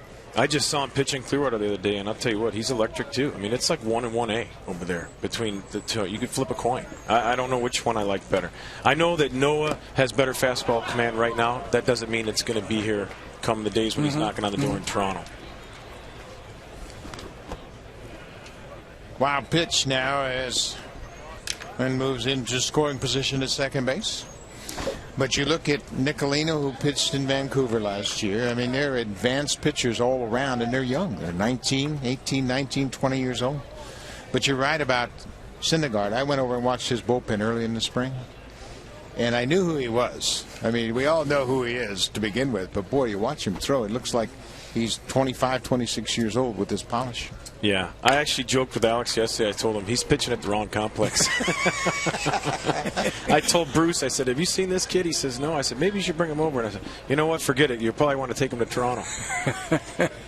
Yeah, and you know what, it's not just the pitching prospects, too. We've seen Jake Marisnick here all spring long in a home run the other day against the Houston Astros. Marcus Connect, Michael Krause, the 3 outfielders from Lansing in the Midwest League last year. The AA team, Travis Dornell, Mike McDade, Anthony Gose.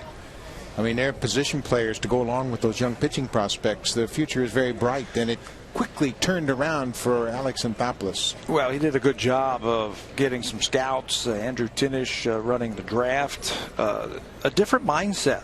They want younger players with higher ceilings, and you're going to start seeing them in the next few years. Ground ball to short. Michael Martinez taking over for Jimmy Rollins, shows a strong arm and guns out his former teammate Ben Francisco. The future is bright. Lots of prospects around the Blue Jays camp. Good day here in Dunedin.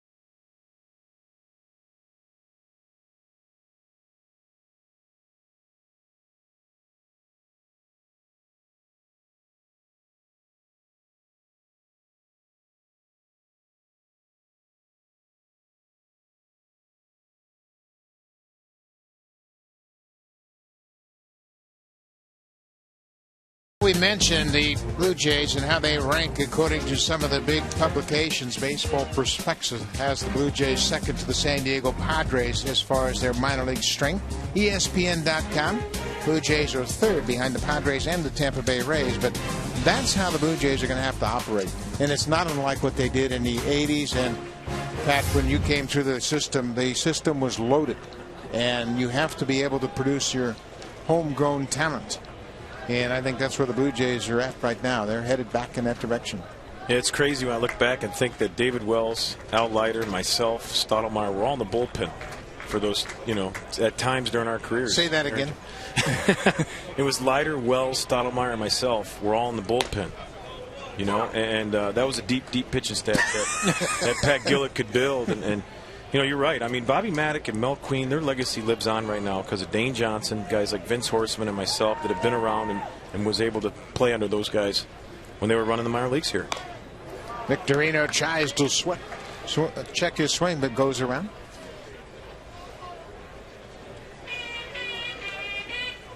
Omar Vizquel has been kind enough to join us. Omar, they've been really pushing you all over the field. You played short yesterday, third. How do you feel this spring? Well, I've been feeling pretty good. This is one of the things that we prepare to do when we get to spring training, when Victorino get a base hit to center. You can broadcast too.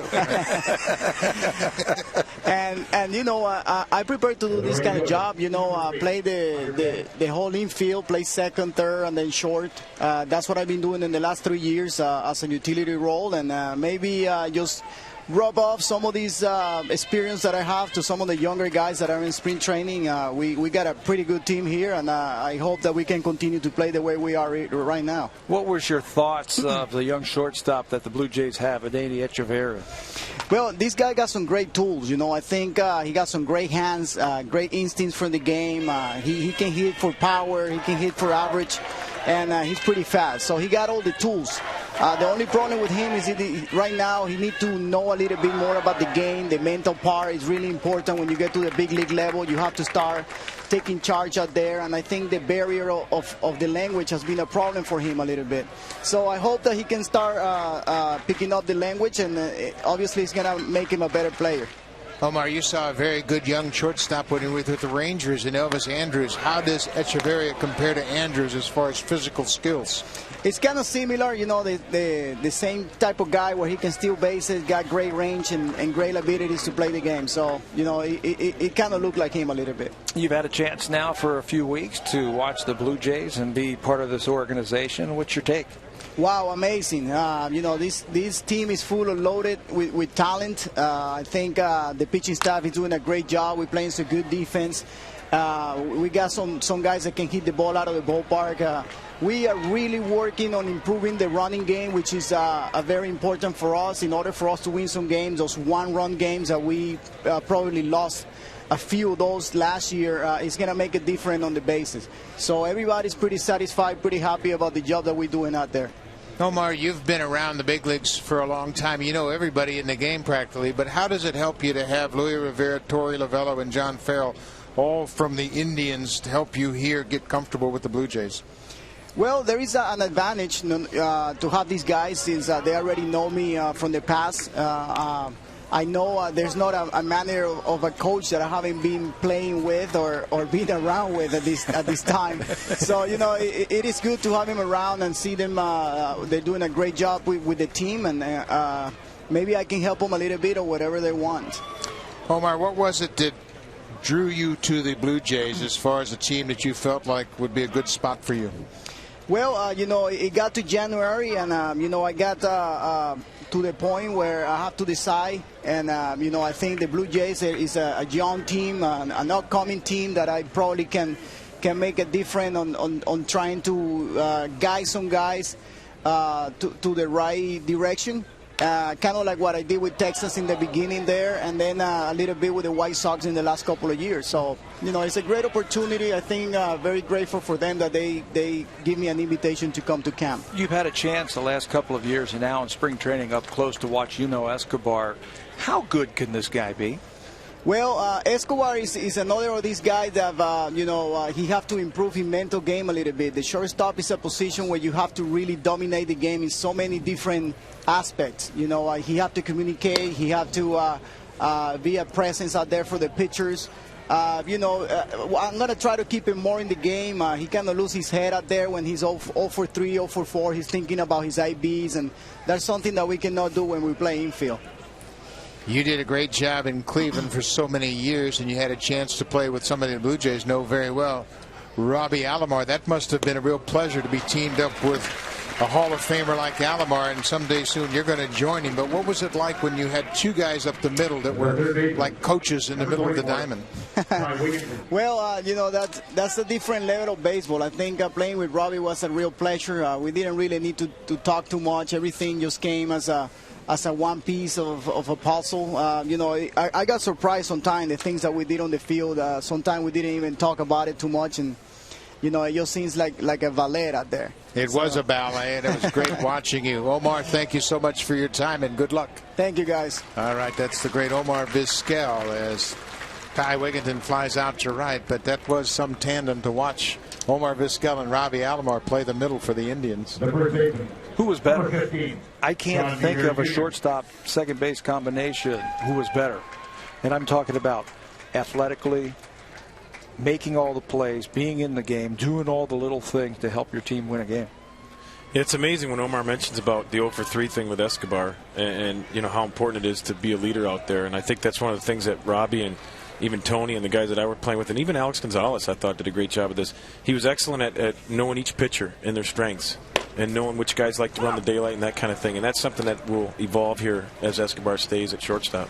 But I thought that was interesting that he was comfortable enough to mention that, because that's something, you know, he's new to this team, but he recognizes right away. If this team is going to take the next level, everybody has to get on board. John Mayberry Jr. flied out twice to center here this afternoon.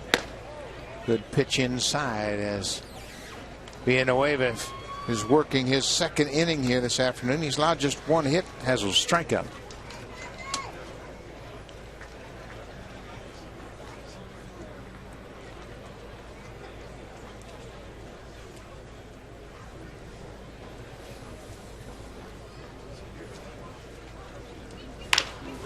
Ground ball. Ryan Bocock has come in to play third. He goes to second for the force out, and the Phillies are done here in the sixth. Omar Vizquel, great shortstop, plays 2,600 games at short. He's part of the Blue Jays now, anxious to make this opening day roster.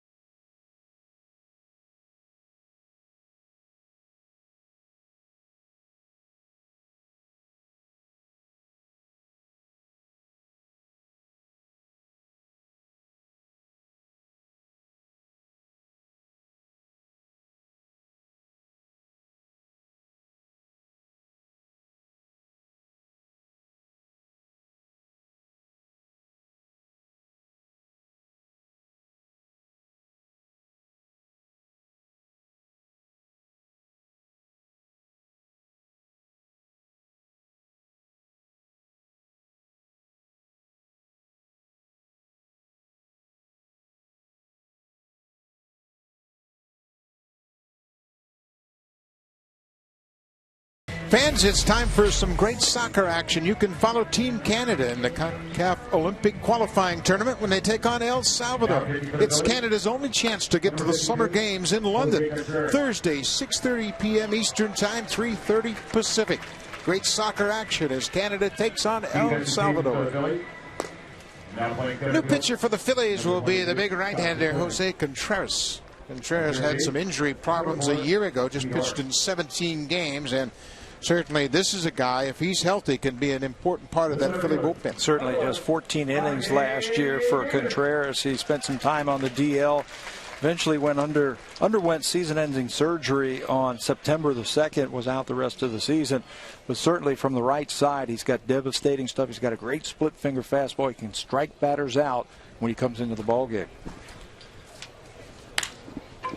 Rajai Davis shoots one right over the mound into center. A leadoff single here in the 6th. Davis is having a good spring. Now you got to keep your eye on him. He already has 4 steals, and we're not going to get a chance to see him steal. Take a look at this pitch and the base hit. Sitting on that first pitch fastball, bangs it right back through the middle. Rajai Davis with that nice short swing gives way now to Anthony Gose. Anthony Gose, the young center fielder that performed so well at New Hampshire in Double-A last year. Mike McCoy's had a good day at the plate. Takes one down and away.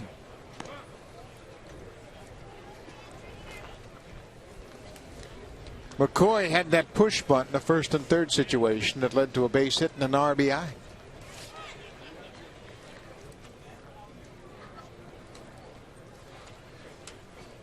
There goes Gose. Throw to second base, not nearly in time. It's late and in the dirt. Gose with a steal. He had 70 stolen bases in Double-A last year. Look at the lead. That's the first thing that you see when you watch Anthony Gose at first base. The aggressiveness on that lead, and then the first step. 2 steps and he is at full speed. If that doesn't look like Kenny Lofton, I don't know what does. That's exactly what I thought when I saw him last year. Kenny Lofton. Plays center field. He's got an excellent arm, very good defender. That's an inside breaking ball. It's a ball and 2 strikes. And Gose is not shy about stealing third. Aggressive lead. It's almost like 2 feet on the carpet at Rogers Center. Spins and really makes it easily. Yeah, he's going to have to be careful when he gets called up with that giant secondary lead that he took. Because I thought after the first lead, I thought they were going to try to do a pick right behind him. Ball gets away from the catcher, and Gose will move up. Blue Jays have set their mind to being what John Farrell calls an uncomfortable offense, putting pressure on the defense. You steal a base, and then that catcher gets a little anxious, and the ball gets away from him. Well, when you have the type of talent that the Blue Jay have now with the runners like the Gose and Davis and Rasmus, you can do those type of things. Watch this. Good secondary lead from Gose, and Grant just can't get in front of it to block it. Infield is in. 2-2 pitch to Mike McCoy. Poked foul. He spoils a good one. Anthony Gose has 194 steals in his minor league career. Signed originally with the Philadelphia Phillies. He was a 2nd-round pick in the 2008 first-year draft. He was acquired by the Blue Jays in a trade with the Houston Astros. Yeah, the day he gets called up, he immediately goes to the #1 arm in center field in all of baseball. That is his A+ rating. In high school, he was a pitcher, threw 94 off the mound, and he has maintained that arm strength. He can really throw from center, something you don't see very often.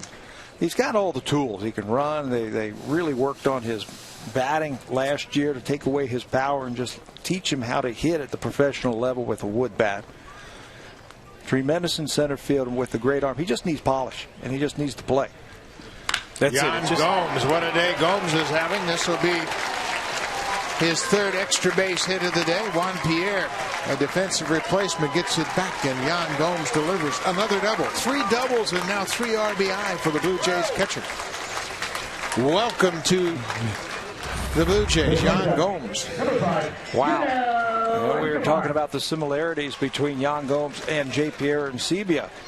Well, that swing looks just like J.P. It's short, it's compact, and it's quick as he turns on that pitch from Contreras. Gomes at second base for a 3rd time this afternoon. Junel Escobar. 1 for 3 with a strikeout. He doubled, drove in a run, and scored a run. Is Contreras coming back from an arm injury, Buck? Yeah. Yeah. You can see it? No, I just wasn't sure if it was a leg or an ankle or a knee or something. Fouled off. Elbow strain. He spent 3 stints on the disabled list last year. One early in the season, one I believe in like June or July, and then finally had the surgery in September. Yeah, he is fresh off surgery. He didn't have surgery till September 2nd. He was a big part of that 2005 Chicago White Sox World Series championship team.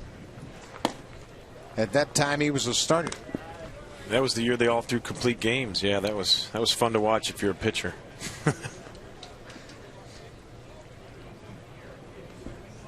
Ozzie Guillen's Chicago White Sox sailed through the postseason on the strength of their starting pitching. 2-1 to Escobar. Way outside.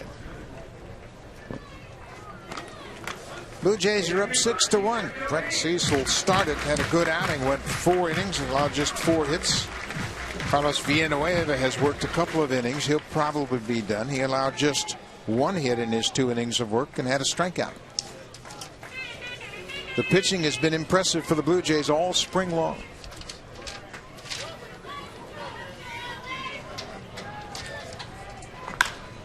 Line drive toward right. That'll get down for a base hit. Ball is cut off. Gomes comes around third. He'll score. Escobar headed for second, and he'll reach with an RBI opposite field double. That at bat right there by Escobar, I think, exemplifies what the Blue Jays have been trying to do when you talk about being aggressive and thinking 2 bases. This is a single in the right field. Looked like a splitter that just floated up there. A single in the right field that he turns into a double by forcing the outfield to get the ball and get it back in. Watch Escobar thinking 2 right out of the bat. Here he comes, and he's thinking, he watches the right fielder field the ball going away from second base and turns a single into a double. Brian Bocock came on defensively, taking over third base for Omar Vizquel. He'll get his first at bat of the afternoon. Bocock has been reassigned to the minor leagues spring training camp. This is his first year in the Blue Jays organization.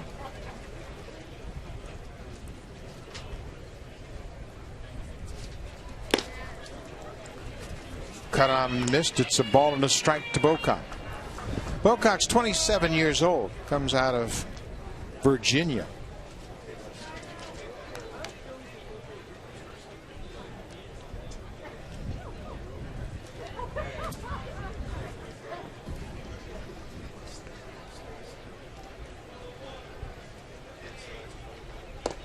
Another off-speed pitch, and Bocock is out in front.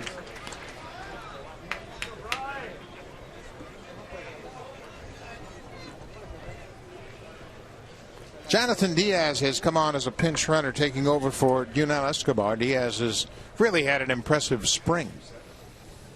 He's a shortstop, 27 years old now, and split time between AA and AAA a year ago.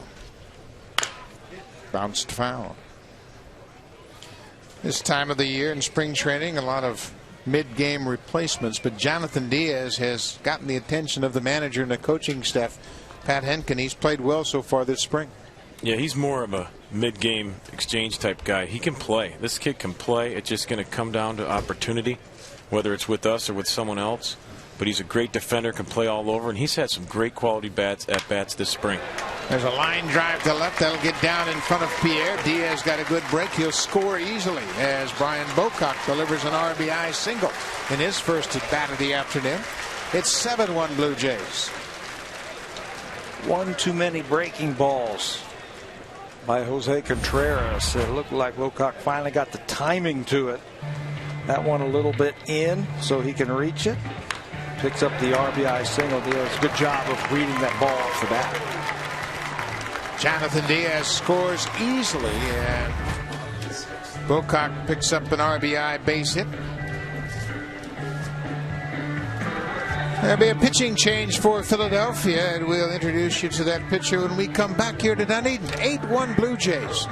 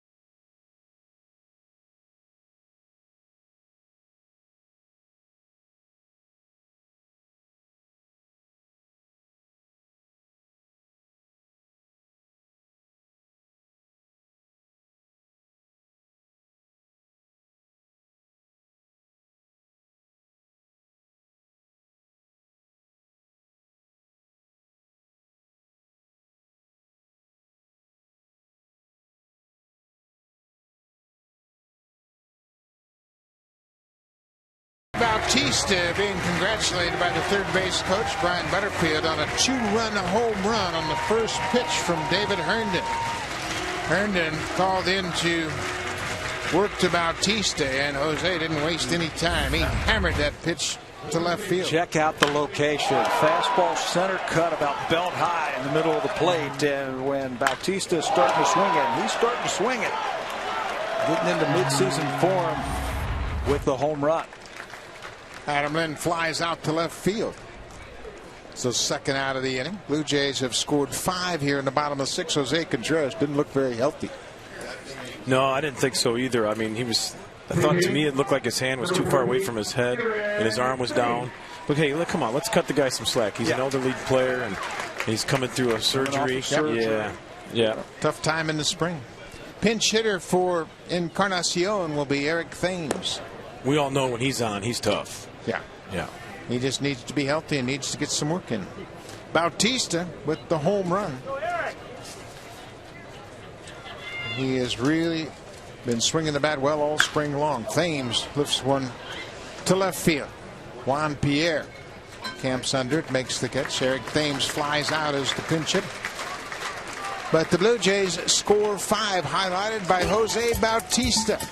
A first pitch home run off David Herndon, a 2-run shot. Blue Jays lead it 10-1.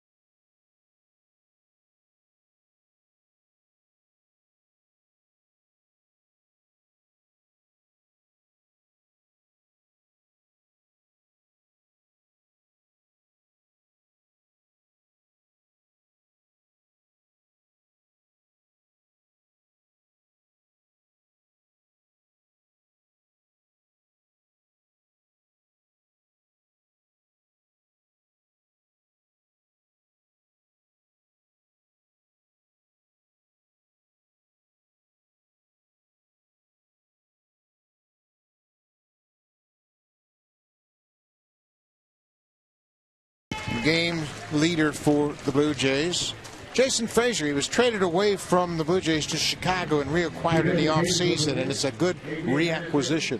Oh, it is, without a doubt. True pro, spent the whole summer with them, minus 2 months in Chicago, but he did a great job. I mean, people don't realize that when the meat of the lineup came around, the phone would ring, it'd be get Frazier up. This kid had lots of challenges and overcame all of them last year. Veteran. Some other defensive changes for the Blue Jays. Eric Thames takes over for Edwin Encarnacion in left field.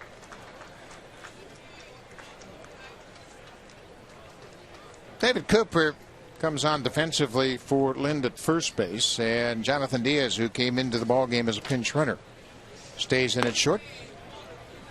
Lou Montanez started in left field. He moved to right field. He leads things off here in the 7th inning. Luis Valbuena moves in to play defensively at second base in place of Mike McCoy. We mentioned Vizquel, Valbuena, and Diaz all battling for that utility job, and there's Mr. Versatility himself, Mike McCoy, who moves to the outfield. He takes over in right for Jose Bautista.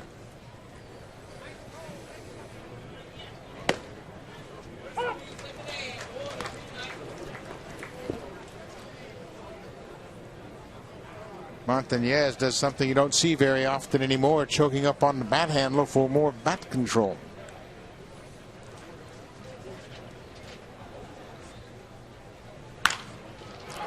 And that's what you do when you got good bat control. Slap one to right. One of the big battles in spring training for John Farrell's ball club is the battle for left field. Eric Thames and Travis Snyder, and they have both performed well early on. Who wins it? I mean, this is what spring training is all about with young players. The veterans can take their time and they can get themselves in shape and get ready for that first week of April, where young kids who are fighting and they're on the bubble, they've got to come out and produce every single day. Snyder has the experience, but he is actually younger than Eric Thames. Thames is 25, Snyder's 24. John Farrell has said only one of them can make the team. Yes. One of them is either going to be traded or start the season in AAA, and the other one's going to be on the big league roster. Luna cuts on and misses. It's 1-1. If you're a manager, what means more to you, spring training numbers or last season's performance? I think you can get fooled by spring training numbers. You know, you have to take into account who they are facing, the situation that they're facing. Are they facing big league pitchers, or are they facing guys who are just trying to make the club? Are they working on things? The pitcher is facing Cole Hamels. Is he just working on his fastball today, and is he just hitting fastballs? That's why I think what they did in the month of September or during the big league season means more than spring training. Yeah, I agree too, but you got to think about, like Thames, he's going to get his 3 at-bats against a really nasty starting pitcher. Then his last at-bat late in the game, if he gets his 4th at-bat, depending on where he hits, it's going to be against a wipeout lefty. So you got to have that, take that into consideration too.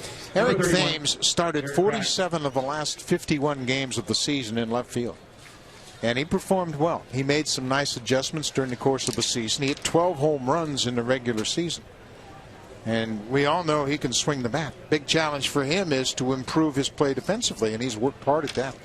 Torey Lovello has really had him out at the end of the fungo all spring long, trying to improve his routes.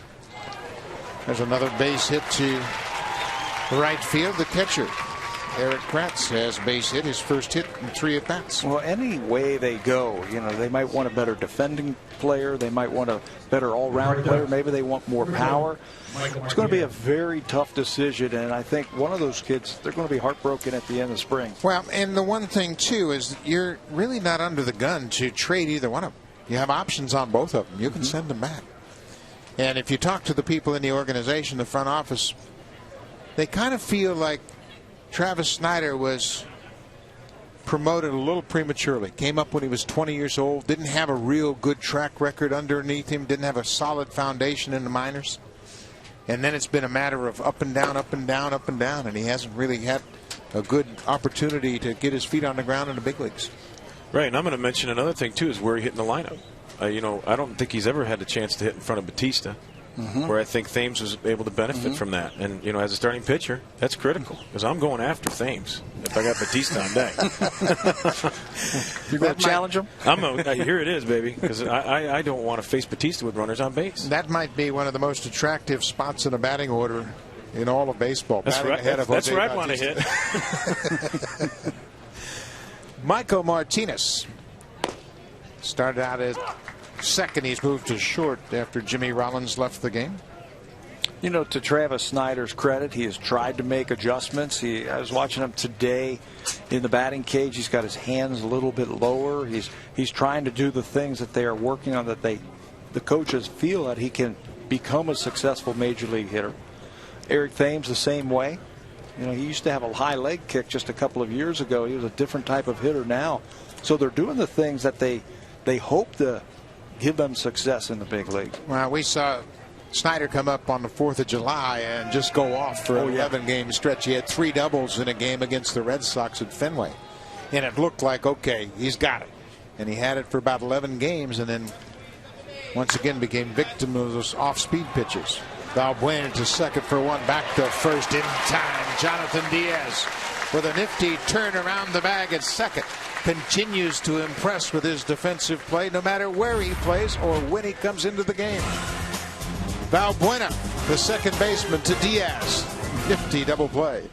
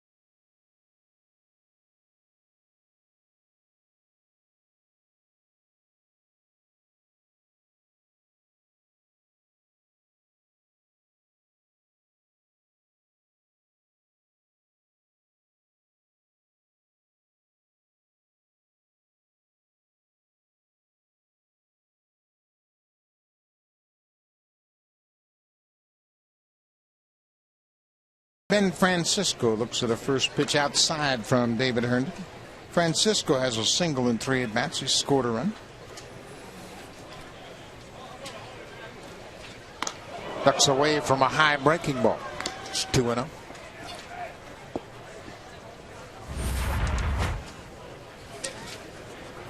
Francisco grew up in California. Went to high school in Orange County. Played his college ball at UCLA. There's a base hit to left field. He's 2 for 4 this afternoon. So I'm talking about that short swing that Ben Francisco has. If he doesn't play every day, if he happens to sit around for a couple of days and John Farrell puts it in there, puts him into the lineup, he'll succeed because of that type of swing. It's very sweet, very short, not a whole lot of extra movement in his bat.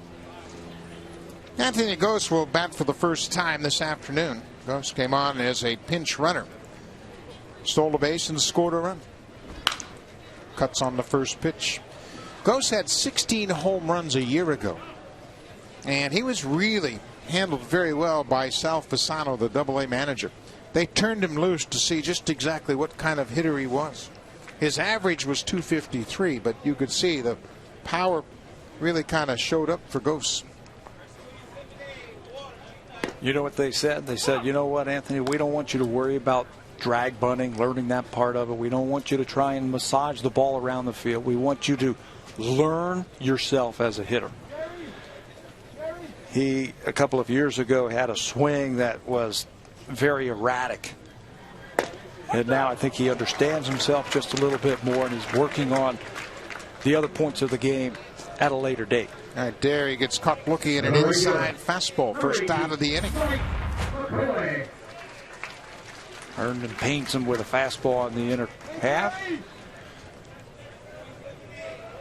That's good pitching right there. 0-2, trying to go in, miss in or paint, and he paints. Mike McCoy.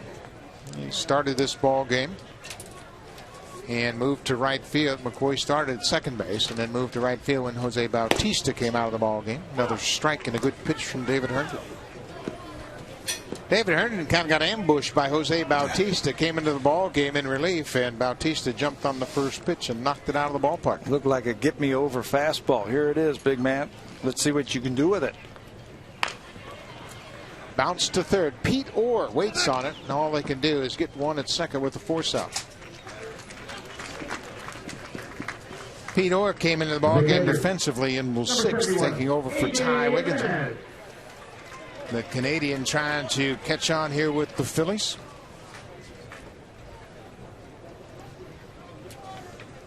He's a versatile guy as well, and he has that speed that's always intriguing to managers when you start to put together your bench.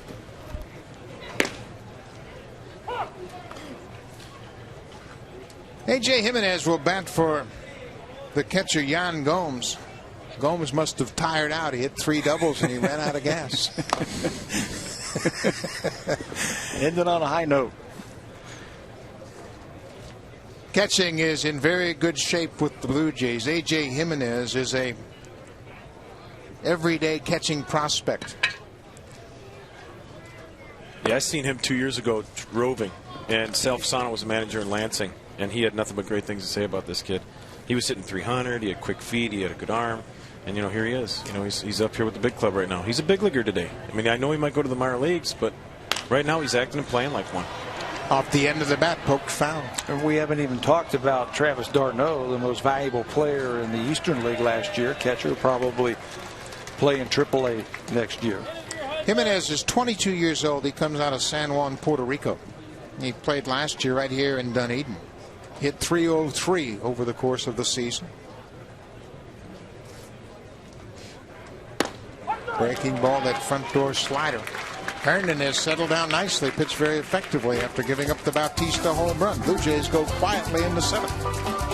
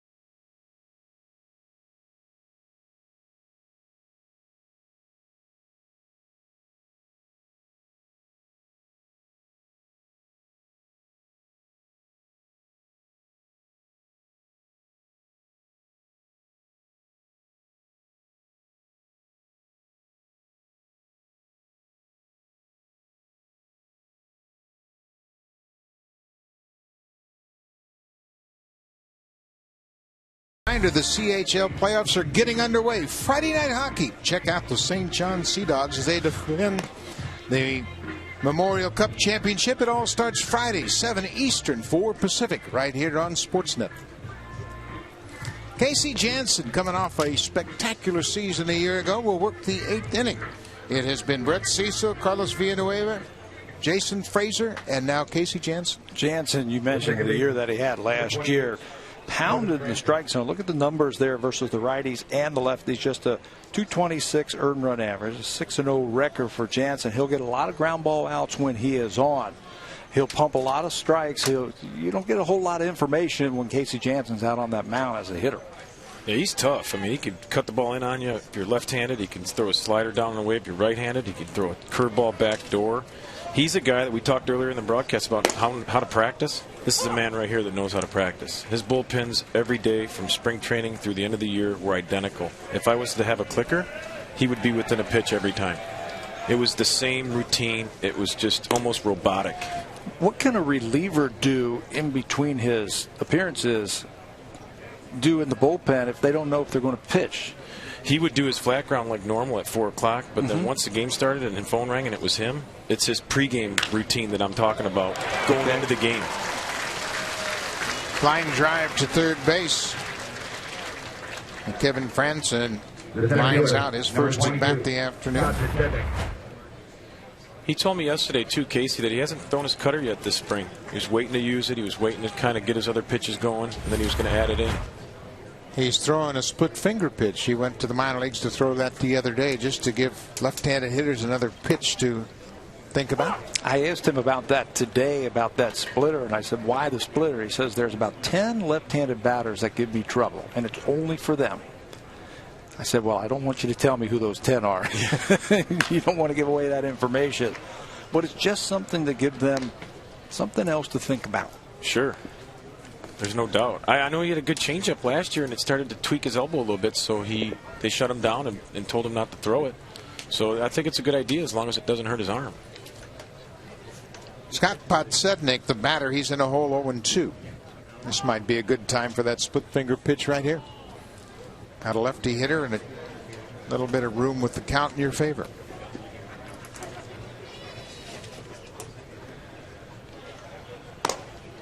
Up and away with the fastball. He's one of those rare relievers that still uses the windup. You know, most guys just get rid of it. And he's able to keep it and maintain his consistency. On the ground, underneath the glove of Jonathan Diaz. That sneaks into the left. It'll be a base hit for Podsednik. The bullpen has been good here this afternoon, and for the spring it has been pretty impressive. Take a look at the list of bullpen candidates. Yeah, it's a deep bullpen with a lot of experience. Luis Perez is the guy that stands out. What a great job he did for me. He was a great teammate and a great player. He's a swing guy. Frazier, obviously, everybody knows. He's pro. Jansen's pro. Cordero's coming over with 300 career saves. Santos with the explosive stuff. It's exciting. They're deep, and they're going to be good. Well, one thing that they have this year that they didn't have last year is that second left-hander out in that bullpen. Luis Perez and now Darren Oliver. Right, and I found myself all spring next to Darren Oliver. It was kind of weird. I mean, everywhere he went, I felt like there I was standing next to him. Great guy, going to be a great role model. It's going to be fun. Darren Oliver has pitched in the postseason 6 straight seasons. He'd like to make it 7 with the Blue Jays. Podsednik's at first. The veteran Juan Pierre trying to win a roster spot here with the Phillies. Played in 158 games a year ago with the White Sox. On base percentage down a bit from what it has been throughout his career. Gets a base hit here. Shoots one into right. Podsednik will stop at second. Take a look at the new additions to the bullpen. Darren Oliver, 41 years old. Lots of experience. We mentioned his postseason run. Francisco Cordero, over 300 saves. His veteran presence is welcome to that bullpen. Oh, it's huge. Cordero brings all those saves and experience. And, you know, being around him all spring, it's been fun. He's got a good personality and gets along with everybody. Different type of pitcher, Cordero, this year than what we saw in the past when he was with Texas and he was a flame for the thrower. He was a lot like Sergio Santos when he was younger. Now it's more ground ball, get in and out as quickly as possible, throw your sinker. Before it was, here it is. Let's see how far you can hit it. Right, he's evolved. I mean, it's just this type of stuff that we talked about earlier. Like a Chad Beck, for instance, hasn't figured out that you don't have to throw the ball as hard as you can right by people. And Cordero, being the pro that he is, and he's evolved as a pitcher. He's just better. He's a better pitcher right now, even though his stuff isn't as good. I remember when he first came up, I believe with the Detroit Tigers, I was like, who is this guy? This guy's going to be the next top closer in the American League, and 300-plus saves later. That certainly has happened, but you're right. He has made himself into a different pitcher, and he can still get you out now a different way. Pete Orr pops it to left. Eric Thames comes on and makes the catch near the foul line. Pete Orr from Richmond Hill, Ontario, pops out his first at bat of the afternoon. He came on defensively, taking over for Ty Wigington at third base. Mentioned Thames and Snyder in a battle to win the everyday job in left field. Thames retires Pete Orr. 2 down here in the 8th inning. Casey Jansen continues to impress.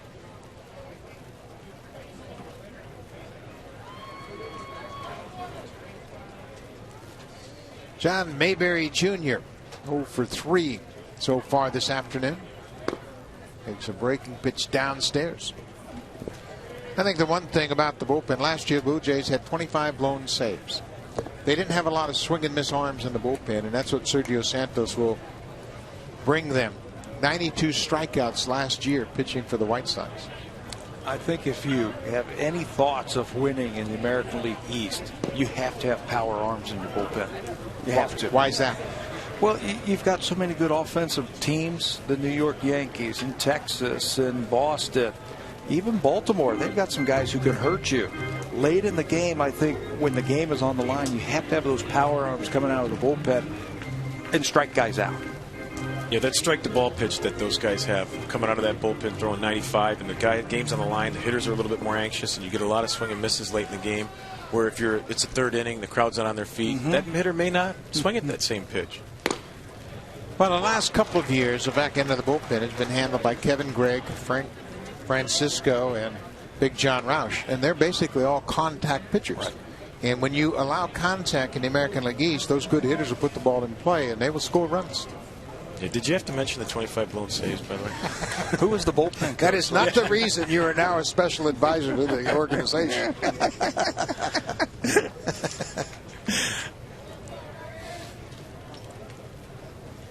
That didn't bother you, though. No. Okay. You know baseball. You got that thick skin. Yeah. 2-1 to Mayberry. Fights it off. It's 2-2. And that was supposed to be the strength of the Blue Jays last year, at least when spring training, towards the end of spring training, before they had the injuries to Dotel and to Frank Francisco. That was supposed to be one of the strengths, but it turned out to be a weakness. Actually, the first 2 months weren't bad. Yeah, first 2 months were pretty good. They were pretty good. Yeah. I mean, the guys were doing pretty good. And, you know, like you said, Tabby, just those injuries sometimes just bite you. All right, let's go, 1-5.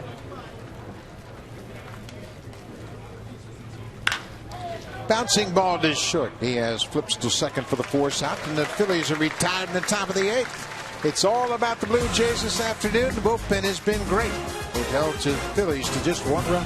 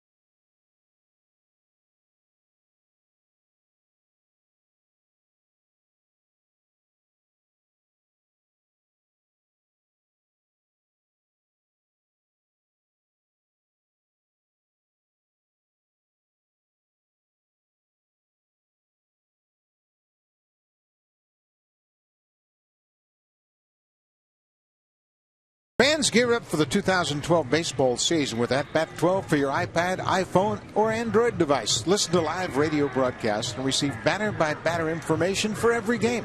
At Bat 12 allows you to customize the app to receive Blue Jays specific news and alerts. Visit BlueJays.com for more details.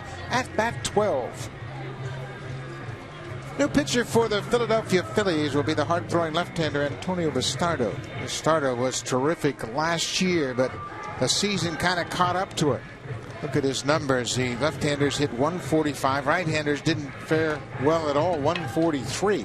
But he ran into some trouble as he fatigued in September, and the league kind of caught up to him. But what a first year for Bastardo. Yeah, certainly. At one point, he had an 8-game winning streak on the line, finished 6-1 with a good 2.64 earned run average, struck out 70 batters in 58 innings. But you're right, he's not a very big guy, just 5'11", 197 pounds. Ran out of gas towards the end of the season, but we saw him in July and we were very impressed with him. Yeah, the ball just jumps out of his hands. He led the National League relievers in opponents' batting average, tied for 5th in wins and 8th in strikeout per 9 innings. He was over 10 strikeouts per 9 innings of work. Last year was his first full season in the big leagues. Jonathan Diaz getting his first at bat, came into the game as a pinch runner back in the 6th when he took over for Yunel Escobar.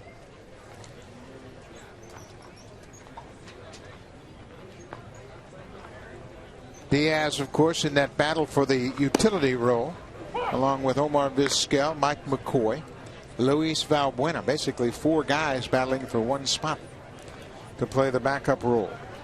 Diaz split time last year at 3 different levels, and he continues to make an impact. He swings the bat. Pat, you have seen this as a pitcher. You see a little guy step to the plate and you think, I can just give him that fastball and he's not going to be a problem. That's not the case with Diaz. No, it isn't. And that goes for most of the guys in the big leagues. That can be very deceiving. You know, the thing as a pitcher, though, you're really trying to get locked in for that first hitter of the inning. So many good things happen if you can get that first guy out, and so many bad things when he gets on base. So that's probably more of the focus when he's challenging a guy in that situation. Brian Bocock had a single in his only at bat. Makes a good rip at that fastball. It came back in the 6th inning. Diaz is 26 years old.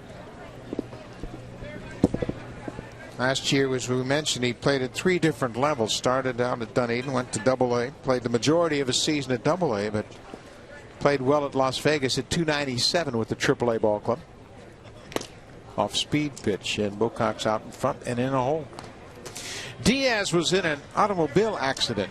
He and his fiancee at the time were riding in a taxi after a ball game in Triple-A, and his taxi ran a red light and he was T-boned. He suffered a concussion. His fiancee had broken ribs and a dislocated shoulder, but they're fortunate that they didn't come out of it worse. Yeah, I remember hearing about that in Toronto. That was scary. You know, anytime you hear that, you just pray and wish for the best. How many times do we all jump in cabs or limousines, never throw a seatbelt on and think, oh, I'm going to be fine? We do it all the time in New York. All the time, everywhere. Never stop to put a seatbelt on in a cab, and that's probably the first place you should put your seatbelt on. 1-2 to Bocock. Down and in. But Diaz has done a good job working his way through the organization. A 12th round pick back in 2006. Not unlike what John McDonald can do for you.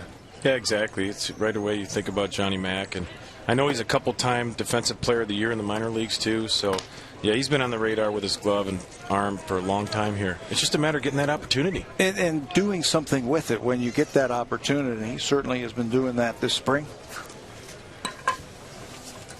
What's it like in those meetings when you bring up players like that? Say, hey, you can help us. We got to keep them here. Unfortunately, it comes down to options and how just having layers of players. Like Alex likes to use that word, layers or depth, whatever word you want to use. And sometimes it just stinks when you have an option. You're not, we're not necessarily taking the best 25 guys with us because of the depth, because of these layers. And you don't want to lose those players. You don't want to expose them to waivers because you think so highly of them that some other club might pick them up. Exactly. It's just like a Major League pitching staff. You're building a Major League pitching staff. You think you're going to go 5 starters and 7 relievers? That's 12 guys. You need 20 big league pitchers, you know, on an average, with injuries and trades and all kinds of stuff. So that's the part that's so important, is that depth. And I think that's one thing that the Jays have done a good job of from last year to this year, is they're starting to build some depth at the higher minor leagues. A lot of the prospects that we were talking about a couple of innings ago, they're down in A-ball. And it's going to be a couple of years before they get here. The really high ceiling starting pitching that they have backstopped in the minor leagues. Stephen Brunt sits down with Alex Anthopoulos in his latest column, and you can check that out on sportsnet.ca and hear what the general manager of the Blue Jays has on his mind about the spring training, how it's gone. And I don't know how Stephen Brunt ever got Alex Anthopoulos to sit down. He is on the move. I know yesterday he drove over to Orlando to watch the split squad game against the Braves. He's constantly going over to the minor league complex to watch some of the kids, and I don't know when he sleeps. Luis Valbuena came into the game defensively, taking over at second base as Bautista left the ball game. Blue Jays have done a good job on cashing in these situations. Today they are 8 for 15 with runners in scoring position.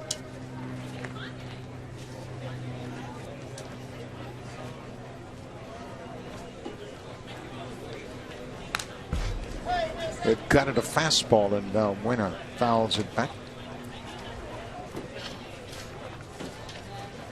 Valbuena originally signed by the Seattle Mariners, and then he was traded to Cleveland from Seattle, something that's happened quite frequently over the years, the Mariners and the Indians making trades. That's how Omar Vizquel ended up with the Indians. He was traded from Seattle to Cleveland. They would probably like to do that one over again. Yeah, there's been a couple of between Cleveland and Seattle. How about Sin-Shu Chu? Asdrubal Cabrera. Asdrubal Cabrera, another one that started with the Mariners and went to Cleveland. Yeah. Cleveland's probably calling up Seattle and saying, hey, you want to make a trade? How about that Felix Hernandez guy? 2-2 to Valbuena. 29 teams after Felix. He's popped into center. Scott Podsednik makes the catch. That's the first out of the inning.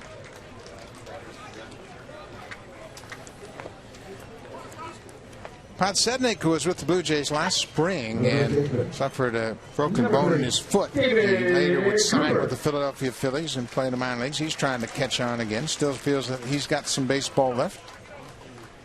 He was part of that 2005 World Championship Chicago White Sox team.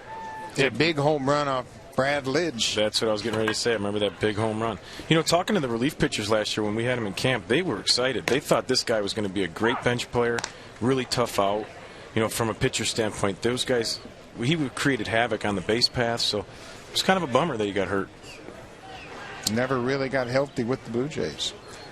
David Cooper, his first at bat of the afternoon, comes against the nasty left-hander, Antonio Bastardo.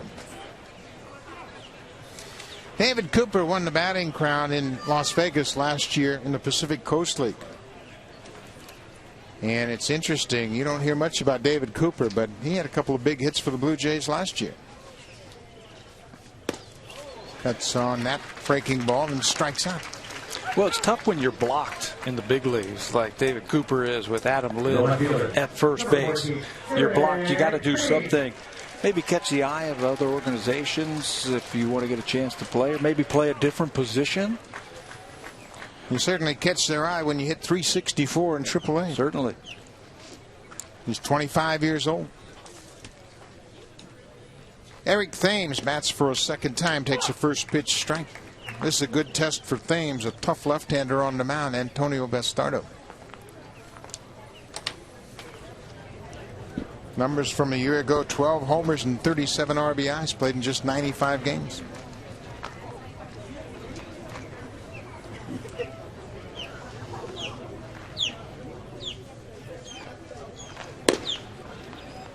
Well, you can see how Bastardo is so effective. He can locate that fastball inside the lefties and righties. And he's got that slider that he will use again. 70 strikeouts in 58 innings. It's a lot of innings for a lefty specialist. That's a lot of strikeouts. That's a lot of strikeouts. And the opponent's batting average of right-handers, I mean, he's getting both right and left out. So this guy's got some nasty stuff. There's no doubt. Right back with that fastball. Thames had breaking ball on his mind, and Bastardo records a couple of strikeouts in the inning. We'll go to the ninth. 10-1 Blue Jays.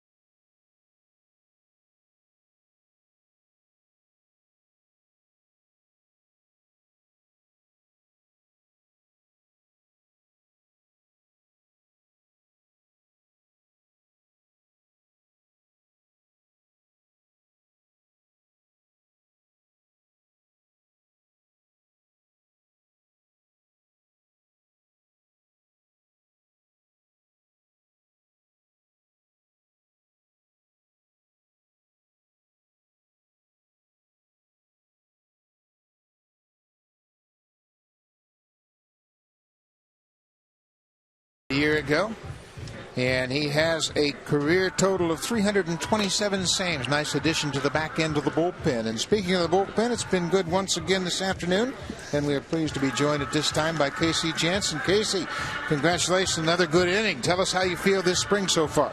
I'm feeling good. Still kind of working out the kinks a little bit of the off season, but feel good. Arm feels good, and it's just a matter of working on a couple more off-speed pitches. Casey, Pat Henkin, you use your cutter today out there? I know we talked about it. I know you haven't really used it a whole lot, but were you able to get it in there today? Yeah, I threw about 4 or 5 of them today. Some were good, some like to forget about, but it's a process, and I try to save that as long as I can in camp, because it's one of my better pitches, so it gives me an opportunity to work on my other weaker pitches. Casey, you came up as a starter early in your career. You're now in the bullpen, and you're working your way back towards the back end of that bullpen. Tell us what starting did early in your career, how that has helped you now into the bullpen.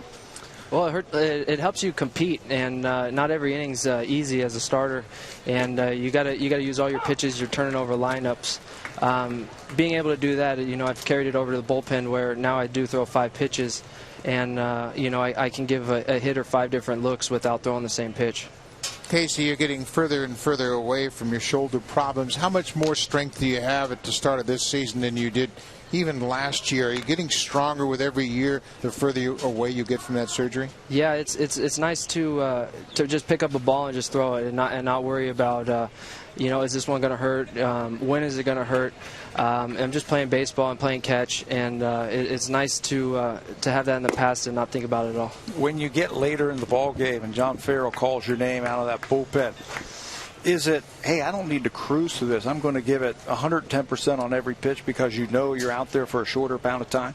Yeah, we talk about passing the baton, and everybody's got a job, and we know our role, and we want to go get however many hitters that is for that day, and then pass the baton to the next guy. And the way our bullpen is set up now, it's going to be fun to watch, and we got a lot of quality guys down there. Casey, you bring in 2 new guys, actually 3 new guys when you count Darren Oliver, but 2 right-handers. Talk about what it means to have new people and how quickly they fit into this team. I know you and Jason Frazier are very close down there. You guys are the long-term Jays, but how have the new guys fit in with this club?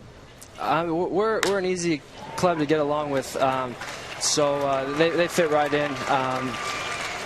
They're great guys. They're fun, and you got to have a personality on this team, and especially in the bullpen. And so far, we're seeing it, and it's fun. We can't wait to work with them. You were talking earlier. You said my bad pitches. I'm working on my bad pitches. I didn't see any. What are your bad pitches, Casey? Well, I could tighten up my slider a little bit. I'm working on a split this spring training.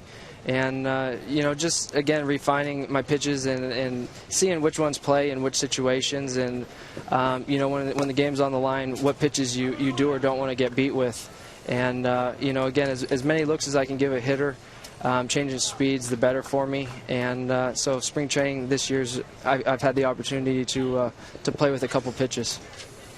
Casey, you've heard it all winter long talking about the 25 blown saves. How has that brought this bullpen together, wanting to get an opportunity to erase those thoughts from a year ago? Yeah, I mean, it sucks. It sucks to be a part of a not a fun stat, but it's part of the game. Out of those 25, I don't know how many we did come back to win, but it's definitely a thing of emphasis this off season, and then of course this spring training. But at the same time, I feel like zeros are contagious, and as long as we can keep putting up zeros, we just feed off of each other, and you get a nice rhythm down there. That's a great phrase, and we're going to remember that all summer long. Zeros are contagious, and you guys put up some zeros this afternoon. Casey Jansen, thanks for your time. Thanks for having me, guys. That's Casey Jansen, and Casey, what a pleasant young man, and getting better and better all the time, Pat Henkin. Oh, there's no doubt. I mean, we talked, not jokingly, seriously, I mentioned to Bruce, what about starting him? He's got 4 pitches, he pounds his zone, but he's very valuable where he is, and it's going to be a nice bullpen. According to him, he has 5 pitches. Yeah. Now, what are those 5 pitches? I know he's got the curveball, the slider, a cutter, a fastball. Oh, he's got the new split that he wants to work in. That's pretty impressive when you find a guy at the back end of your bullpen with that many options. That's a foul ball as the catcher, Eric Kratz, pulls it foul. Got out ahead of that Cordero pitch. Kratz had a single back in the 7th inning. He's 1 for 3 this afternoon. He's gone the distance behind the plate. Francisco Cordero giving up a double and a single here in the 9th inning.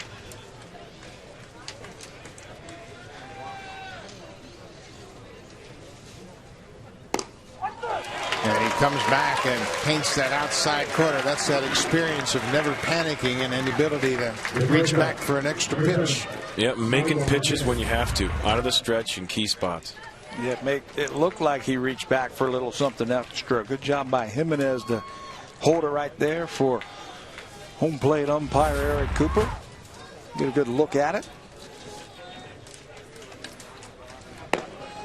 Comes back with a first pitch strike to Michael Martinez. These situations are good for a veteran. Get into a ball game even though it's 10-1. He's working out of the stretch with runners at first and third.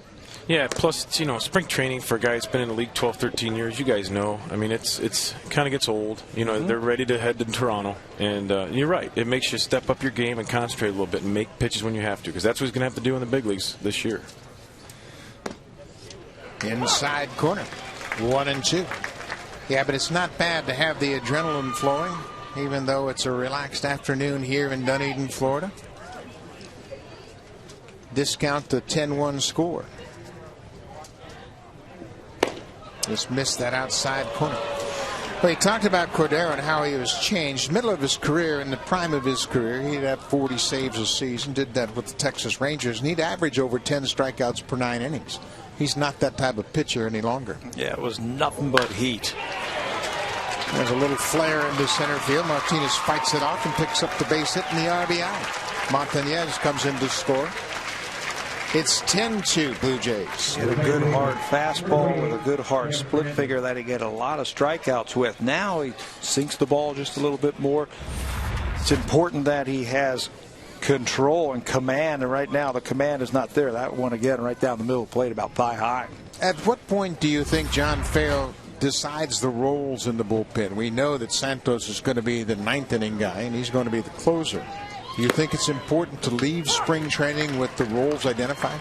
I think what will happen is they'll get that first city where they open up at, and it's Cleveland, right? Yep. They'll be in Cleveland, and he'll have a meeting there like he did last year, and he'll call each guy out and tell them their roles. And so going into that first series, they will know that role. And the relievers, they all say the same thing. They love knowing their role. Really? Yeah, they all love that. Tom Henke, Dwayne Ward, they wanted to know when they were going to pitch and have everything sorted out in their mind? I remember when Gordash, when we signed Randy Myers, he asked me about a closer. I said, one. I said, you need two closers. Forget the ninth. We need someone to close the eighth, too. You need two. That's what Ward and Henke did. This should do it. Valbuena, it's his short. Diaz back to first. Double play ball game. So Cordero gives up a run on 3 hits in the ninth, but he turns it over to the utility guys in the infield. Valbuena and Diaz convert the double play to get the Blue Jays out of the inning. 10-1, 10-2 Blue Jays. We'll be back with more from Dunedin after this.